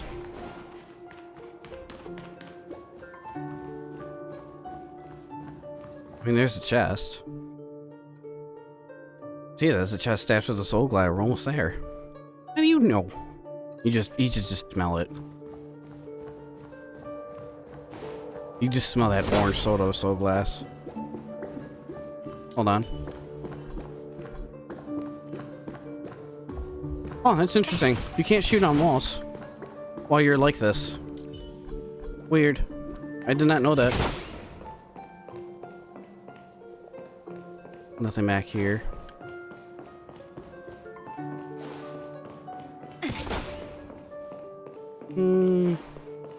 Nah, just follow the balloons.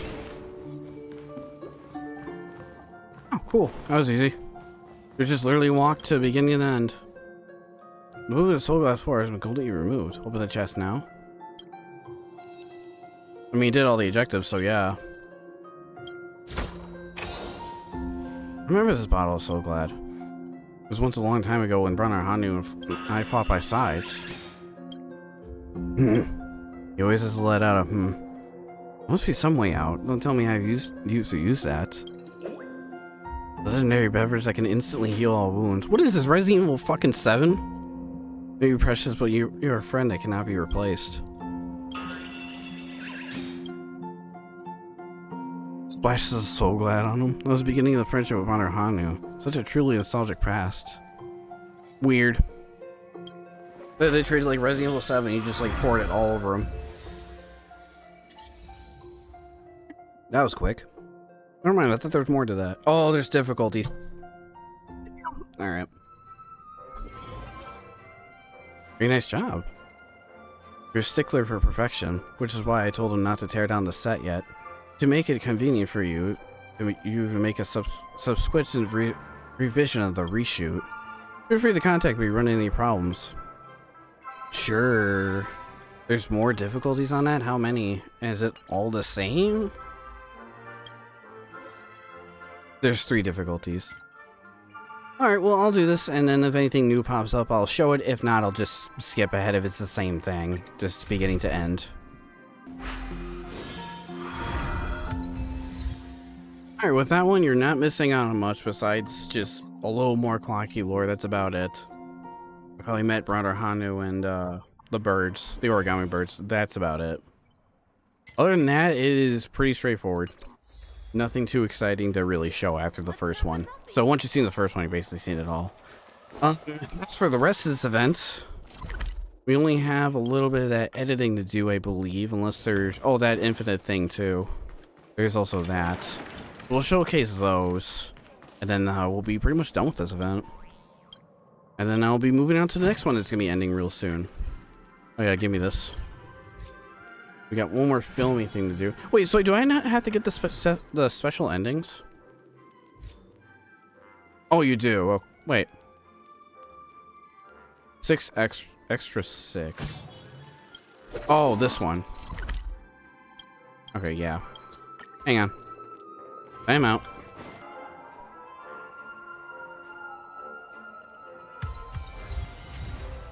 So that's done. All the special short stories. You're not missing out on much by me cutting those out, by the way. There's just dialogue, that's about it. About the character and everything. But anyways, got a hasty dream ticker here. Quick. The deadline's almost here. I know. The deadline is coming. I know, that's why I'm trying to do this event really quick. I learned nothing. Anyways. I know I keep saying I'll try to be on time for events more. I know. I will. Working on it. I promise. Oh, I didn't realize I could move it past the glass right there. I thought I was gonna get stuck on the glass. One block over. Weaken. What deadline is it? Wait, what deadline is it? That I'm rushing for again? I can't remember. Forget it. It can't be that important. Looks good. Thanks for the crappy relic, bro. That was the last of that. So that means this reward.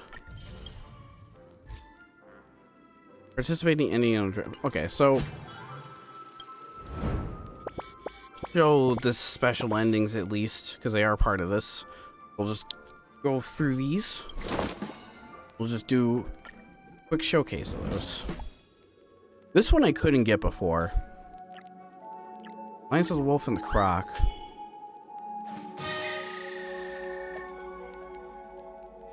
Under Hunter Bronner's leadership, Dreamville once again defeats Boss Stone. There's no point in elation or victory or the townsfolk the crew faces. This is a war that lost too many comrades. Even cool-hearted Bronner Hunter cannot witness any more sacrifices to the townsfolk. Choose negotiation with Boss Stone instead. Who knew Boss Stone would readily provide the townsfolk representation with so much money? Nightmareville will surely turn out better for Bronner Hunter's strength. Let's stay a little longer when this Nightmareville transform together. Rest in peace. Hunter Bronner becomes a local leader. But his happiness truly easily descended upon this town more friendly than the war itself. Something else may be brewing up in the darkness. Also, Science of the Greenwood, Bronner Hanu promising not to let the townsfolk here dig for gemstones again. Also gives Bronner Hanu a financial spend. Oh, this one needs more dramatic. Since townsfolk are still harboring old grudges, are willing to team up with Boss Stone, saw chaos everywhere. These are no longer ordinary townsfolk.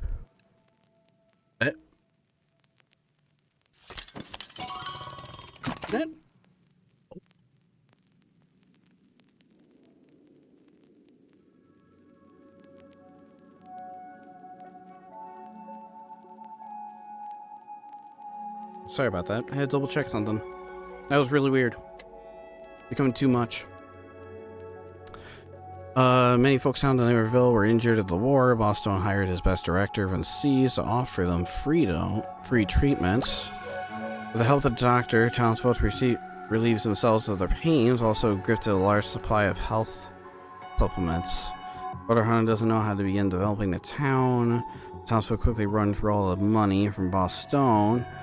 Start complaining about Brother Hunter's incompetence. Dramatic needs to be up, but those two things can't be too lowered. Hold up. Sometimes the Nightmare's faction against Bronner Hunter grows in size, riots and skirmishes out the streets. The solution has been summoning several of his mates, and he asked them about their plans to fix things. Until found in despair, Great Boss Stone extended a helping hand. He told Brother Hanu the most valuable thing in Nightmareville was his gems. He proposed that he would collaborate with him, develop the mines, the town could thrive once again. I think I already messed up. Even number. Boston's popularity grows in day to town to get ready to launch its own bioautograph. However, about 100 since realized Boston to erase all of his wrongdoings. Time is right. Boston meets with Brother Hanu to hammer out negotiation and feels he should be the one to enjoy more power as a hero brought happiness to Nightmareville.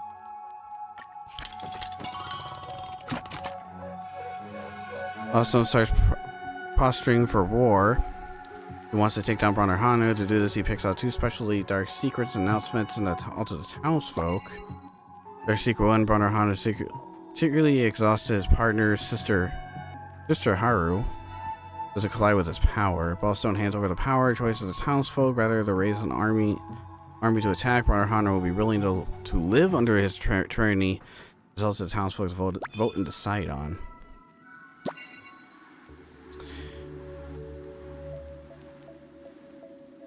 Effective one has conditions. Oh, Boston lays out I was reading the top part. Boston lays out his vision for the crew. He wants us to turn Nightmareville into the richest town in the world. To achieve this dream, he's asked the crew to seek out to help him subdue Brother Hanu. After weighing his pros and cons, Clockie can only choose to help Boss Stone defeat Brother Hanu. Hoping this will be a wake-up call for him. Can't be negative. I guess this. Yeah, I'll have to... This one's been tough.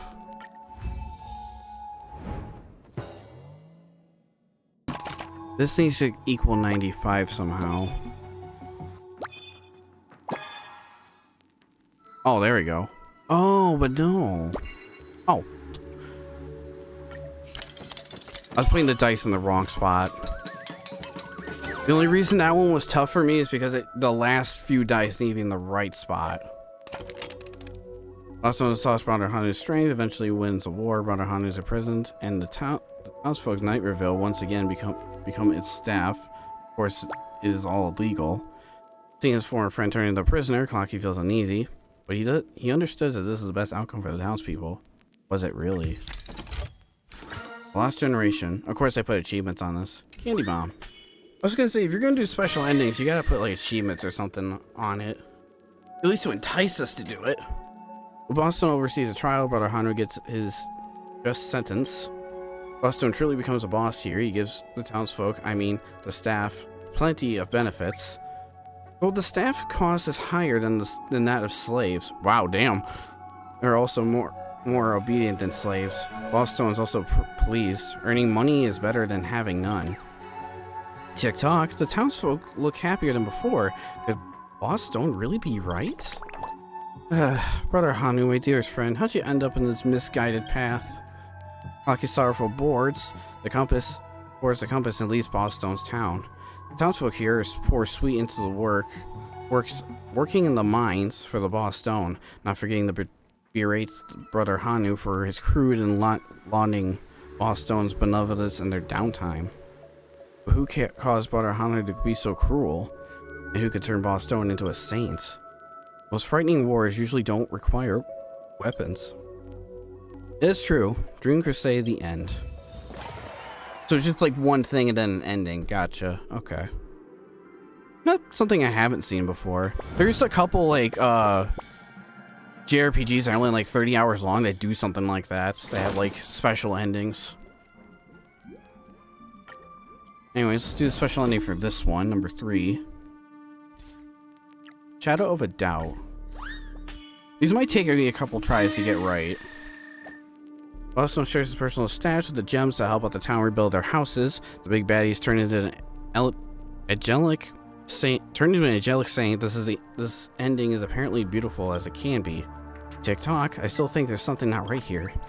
Look at Boston. His wild nose, ferocious teeth, and those sinister eyes. I dare say he's definitely still harboring ill intent. We might have accepted him as a part of the town for now, but we must remain alert, TikTok. Brother Hanu is missing, but as long as everyone in the Dreamville sticks together, we got nothing to fear against Boston's conspiracies. Did I skip something? I hope I didn't. If I did, I apologize. This needs to be, they both need to be 8. Boston becomes big wig around Dreamville. He shows up whenever anyone asks for help, even though Clockie sometimes lets down his guard around him. The resistance erosion of the wind sands Boston proposed a personal assist of the townsfolk rebuilding their homes and making the building secure.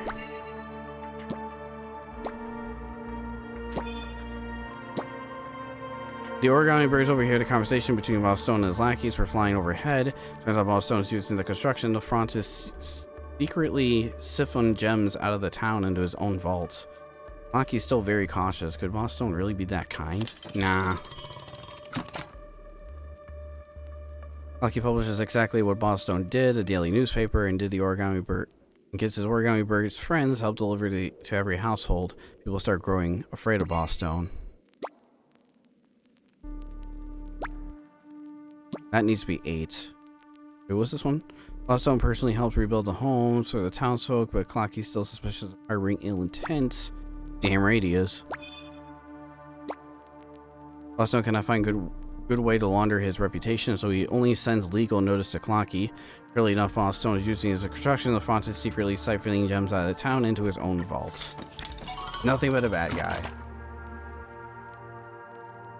Boston's right-hand man, Lieutenant Chitters, hates nothing more than the laughing of others. Damn. He often destroys other people's homes and steals their family treasures. Clockie must stop this sort of behavior. Wow, what a dick. Clockie hides on the side of one of the remote roads, sticking the foot out to trip Lieutenant Chitters. Classic. Boston's evil factory has no vacation days, so Clockie secretly dismantles all the machinery there. Factory security guards chase after him angrily. 6. I need 8 on that one. Boston finally realizes Clockie's greatest barricade, stopping him from taking over the whole town. Now he schemes out to boot Clockie out of here. Boston decides to start with the crew aboard the Compass. He hacks off the anchor, and as soon as Clockie walks up, he discovers both he and his vessel have not blown off course to uncharted waters. But unfortunately, the compass has not been lost. Clockie manages to use his guide.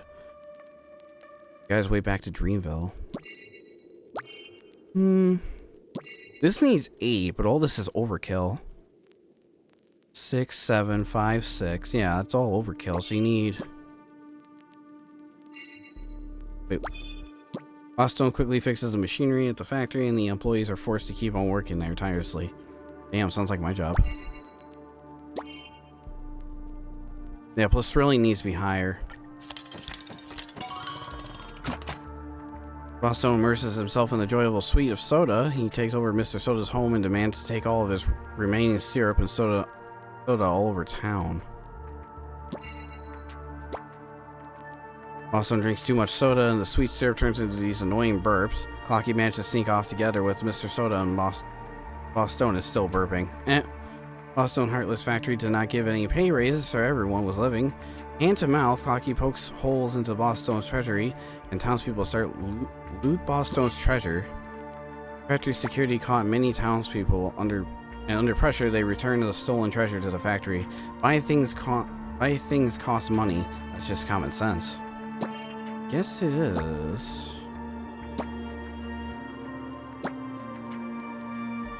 Let's go with that. We need thrilling 95.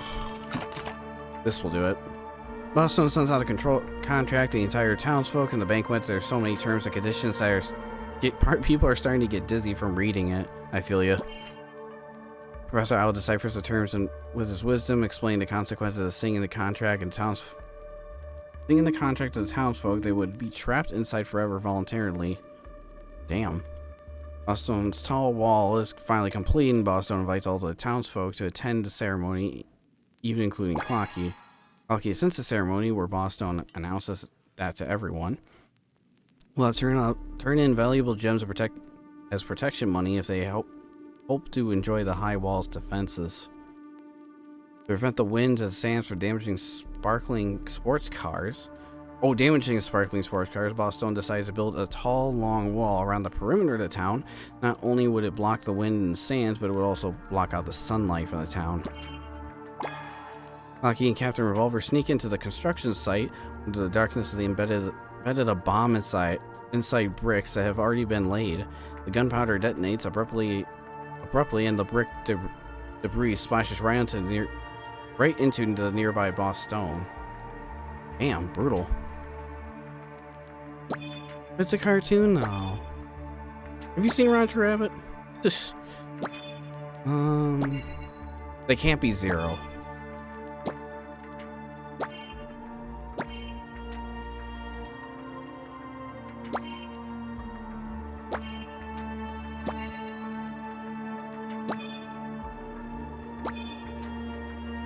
Yeah, timeout 1 minute. 8, 6, 7, 8.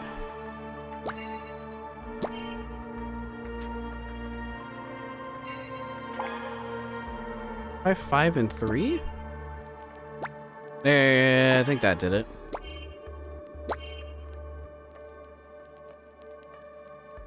Is it 8? Yeah, it's 8.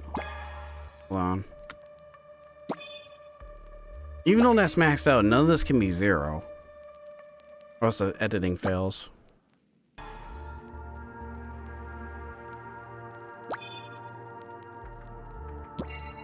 Actually, I might need to reset this one.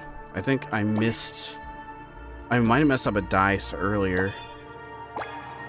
Yeah, I'll have to do this one again. Because no matter what I do, it's all 0. Yeah, I'll have to do this one again. Oh, wait, hold on.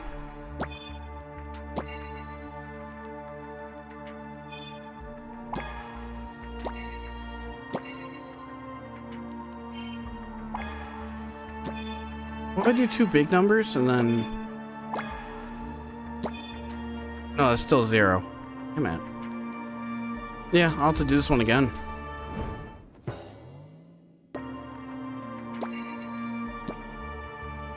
That's probably where I messed up right here. I don't think it could be lower than 2.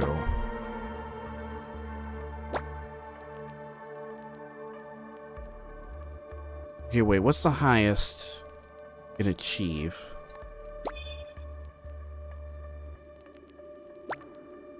Six, 2. There was a 2 dice. I think there's a 1 dice too.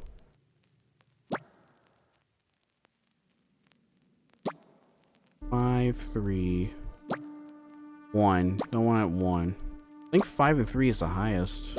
Besides 4 and 4.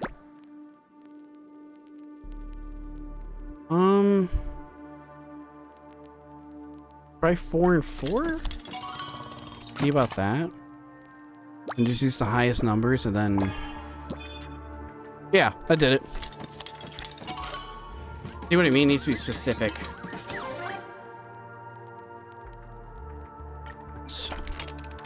Clockie and his rebels' mates are still caught, and the townsfolk have no choice but to accept Boss Stone's terms. After all, the storm outside is far worse than losing their freedom. The wall gets higher and higher until it blocks out the wind, sands, and even sunshine. Boss Stone's places his place under total protection under the Dreamville back into Nightmareville. Visible cage. That doesn't sound lovely. Boss Stone surrounds the Dreamville with the towering metal wall, protecting the entire town from the center. Dreamville won't be destroyed by the sandstorms, but it'll also lose its freedom under Boss Stone's control.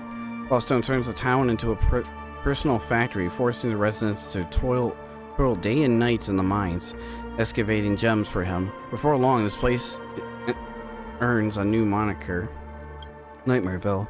As for Clockie, no one's seen Clockie again. The townsfolk dreamed that Clockie would return again someday, once again leading them to drive out Boss Stone and regain their happiness and freedom. But they also understand that in this village of nightmares, dreams are just to be dreamed. The one who feeds the crocodile will eventually be eaten by it. Dreamville Havoc, the end. Like bad endings. Like all bad endings for these. Alright, what's for freedom? Dreamville's domain has expanded many folds. They were sparsely populated in locals and now packed with myriad buildings, flickering lights, and shimmering stars across the landscape. Old Man Wood's trees block the cowboys' path, causing the both parties to embroil in constant bickering. Clockie doesn't understand why Old Man Wood insists on taking away the cowboys' turf, something on the cowboys' earnings throughout the hard work. Old Man Wood is such a greedy geezer, claiming that all his doings are for the prosperity of the Dreamville, but it's all for his own selfish game. Surely you think so too. Dreamville does not go back to the gloomy prison of the past.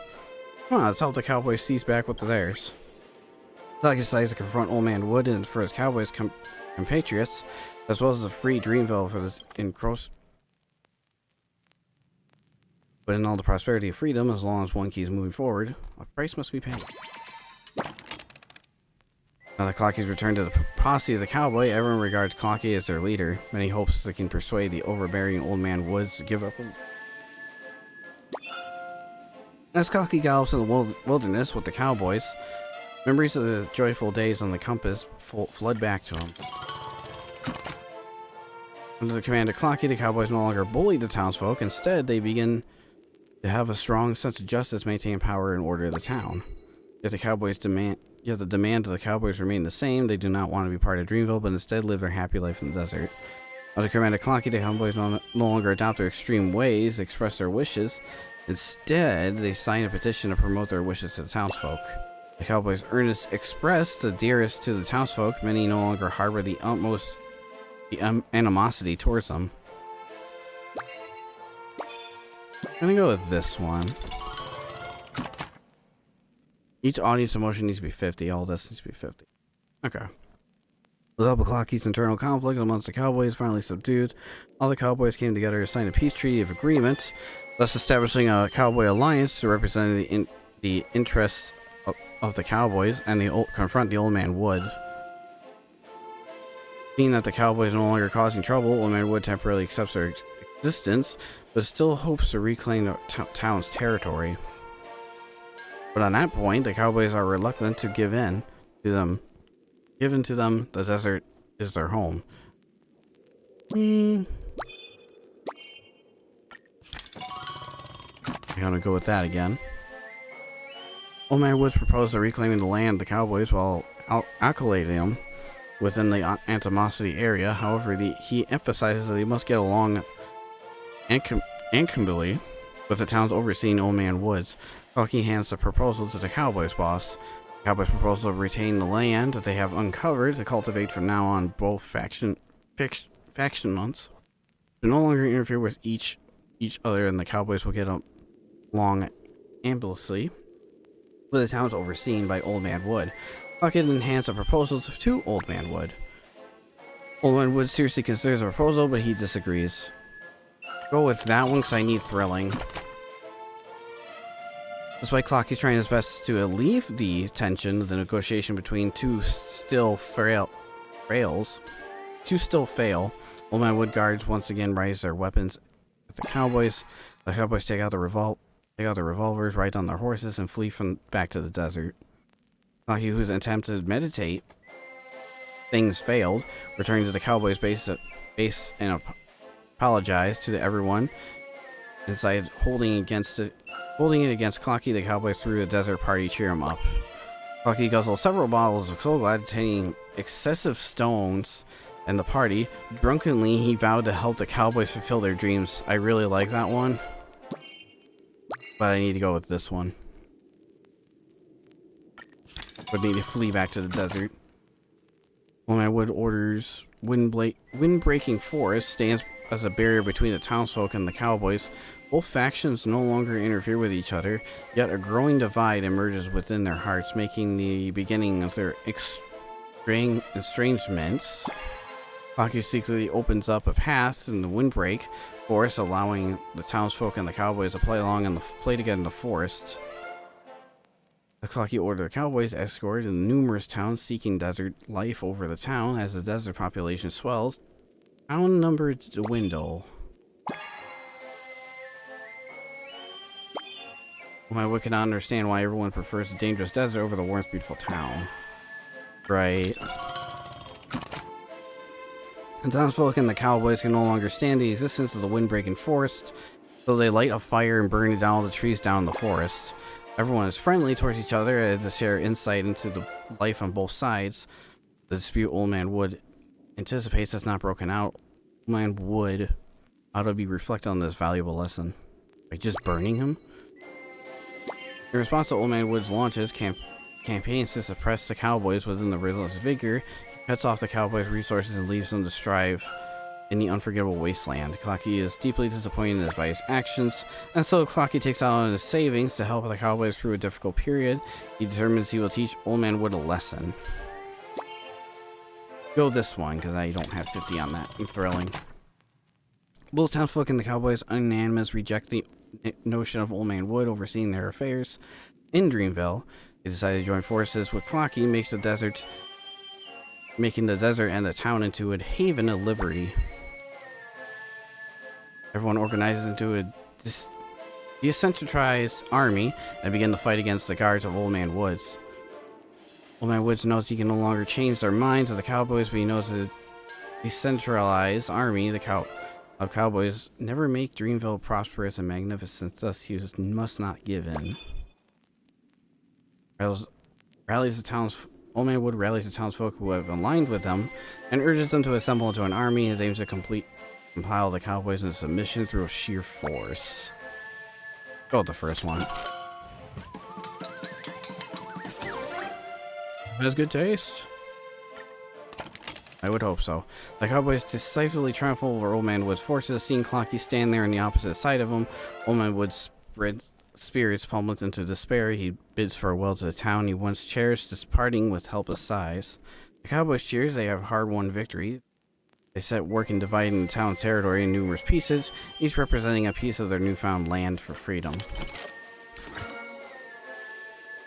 Special ending, Ugly Flower?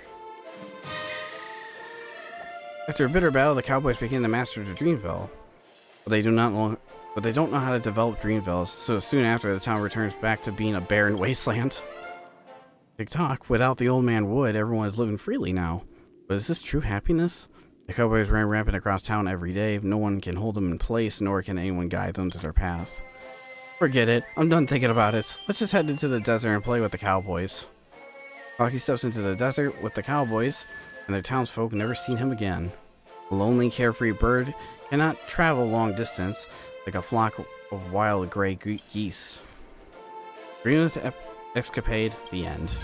I think we got one more. Yeah, we do. Let's see how this one ends.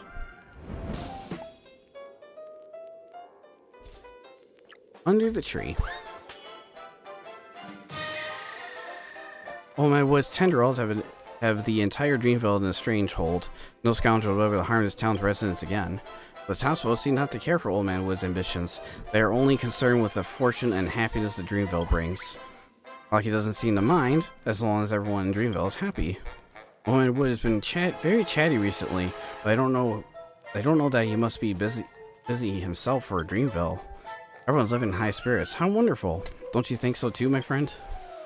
We mustn't squander Old Man Wood's painstakingly efforts. We all have to fully enjoy ourselves in the dream. Let's go, friend. Let's go off to immerse ourselves in the grand celebration. While he accepts the president's Dreamville, surrendering himself entirely to the tides of merriment. He believes he cannot deliver to everyone's happiness, bringing them more happiness, having them experience more happiness, and making that happiness everlasting in Dreamville. So much happiness. But Clockie hasn't seen or realized that his so-called happiness is slowly corrupting this town. Damn it, Clockie. Clockie understood Old Man Wood's actions, while intent and acceptance, such as future that would be best for Dreamville.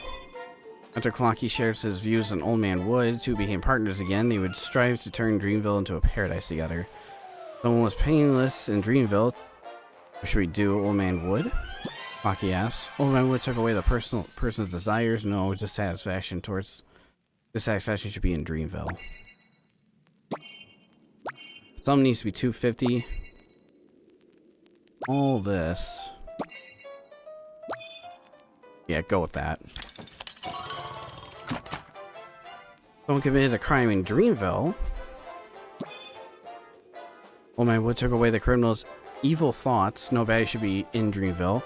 Someone is sick in Dreamville. What should we do? Old Man Wood took away the person's worries. No pain was allowed in Dreamville. Just taking away everything.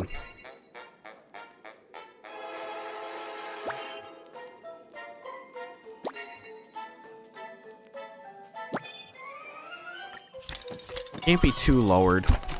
Watch that dramatic. Someone was hurting others in Dreamville. Old Man Wood inflicted the same amount of pain on the culprit. You couldn't hurt each other in Dreamville. And I went dark. Wait, what was this one? Someone had a permanently departed from Dreamville. Old Man Wood made the wood sculptures that departed. There was no separation in Dreamville. Brother Hanu, Mirror Princess, and the Captain Rover are also back.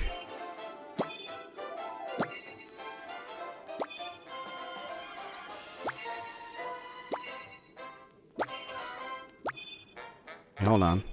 Oh wait. Someone in Dreamville is getting addicted to the joys of games on the Golden Street.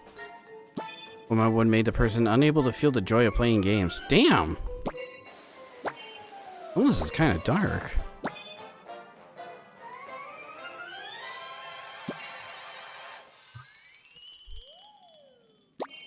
Yeah, do 202 for that. I'm afraid because I can't let that dramatic go down too low. This might be a reset. Oh, maybe not. Someone committed a sin of arson in Dreamville. Old Man Wood turned the traitor into a sapling, buried into the earth. There's no betrayal in Dreamville. Someone reminiscent about the past in Dreamville. No, no one reminisces about the past in Dreamville. God, you can't do anything in Dreamville. Oh, this guy's around. Do that. Someone couldn't find out the meaning of life. Old Man Wood answered the confusing of the lost one. There was no question in Dreamville. Someone was questioning the ruling made in Dreamville. Old Man Wood allowed the person to have doubts, but the person would no longer be trusted thereafter. Someone desired freedom in Dreamville. No, no one desired freedom in Dreamville because there's no need. Weird. Dramatic cannot be too much. There's 6 there, actually. No, wait.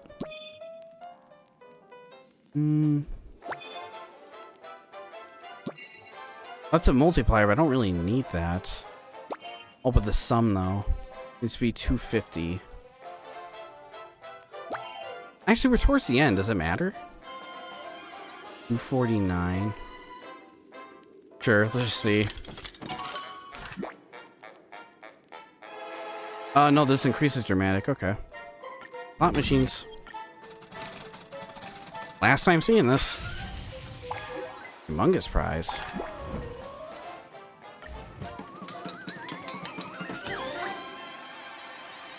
And with that, we're all done with this event.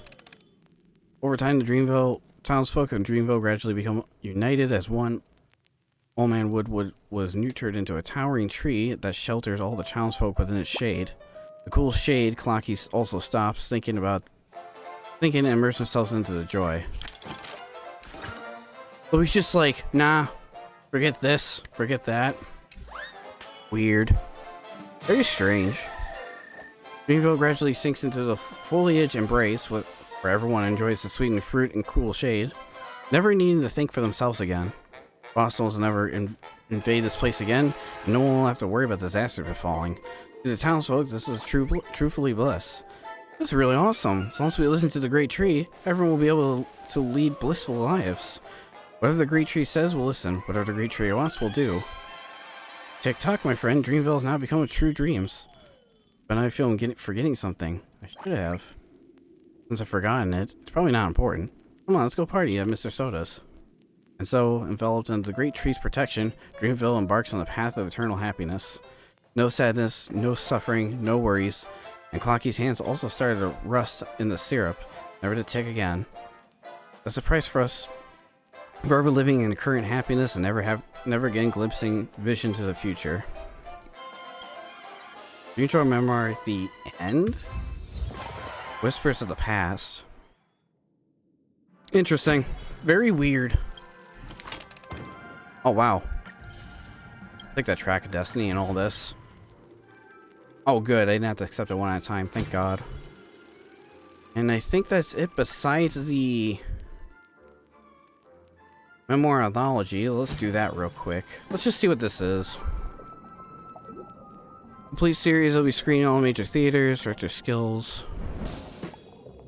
It looks like it just goes on forever. It does. More of the storyline successfully edited, the more successfully the audience will be, the higher the audience rating will climb. You can exit at any time and finalize your current audience rating. So this just goes on forever then.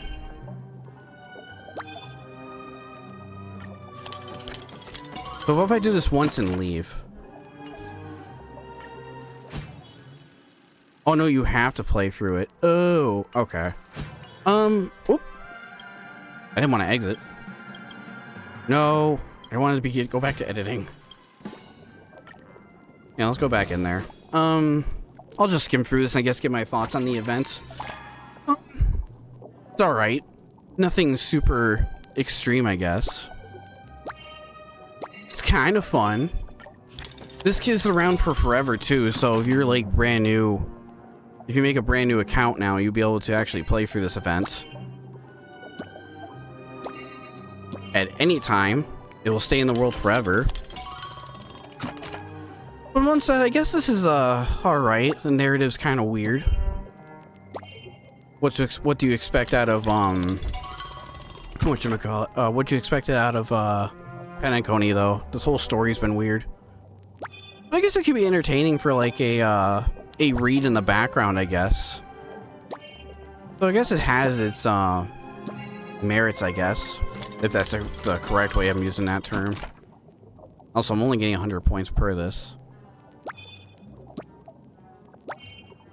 I guess I'll just go until it's over, basically. But that was pretty much it. I'm just going by... I'm not even reading all that. I'm just kind of skimming through this, getting my thoughts out on this event. Oh, overall, it's just okay. There's a couple of parts here and there that aren't super thrilling. They're just kind of just there, you know.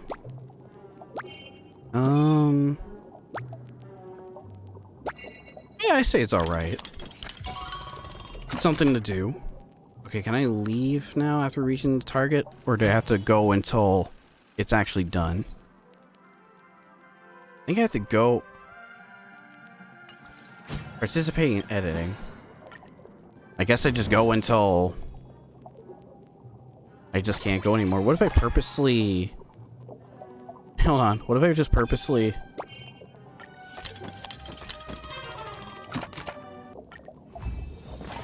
There we go. Yeah, done.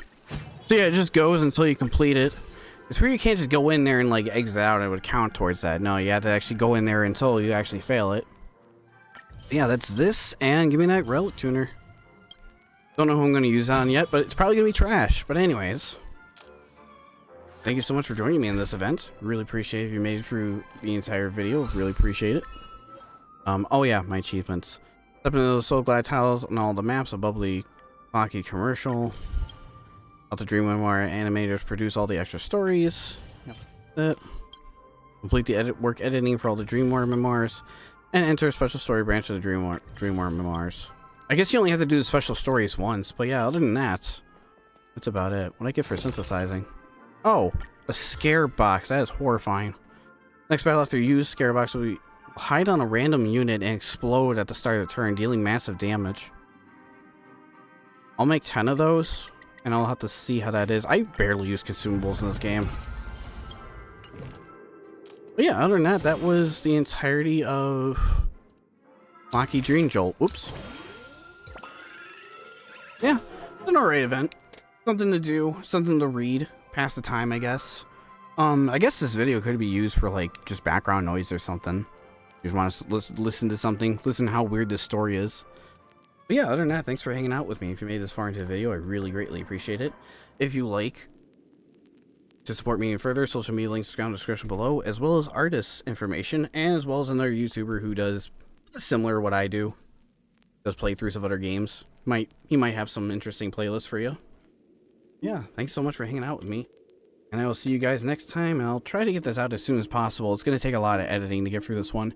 And I have another event to get through, which I'll be doing just in a moment. Until then. See you.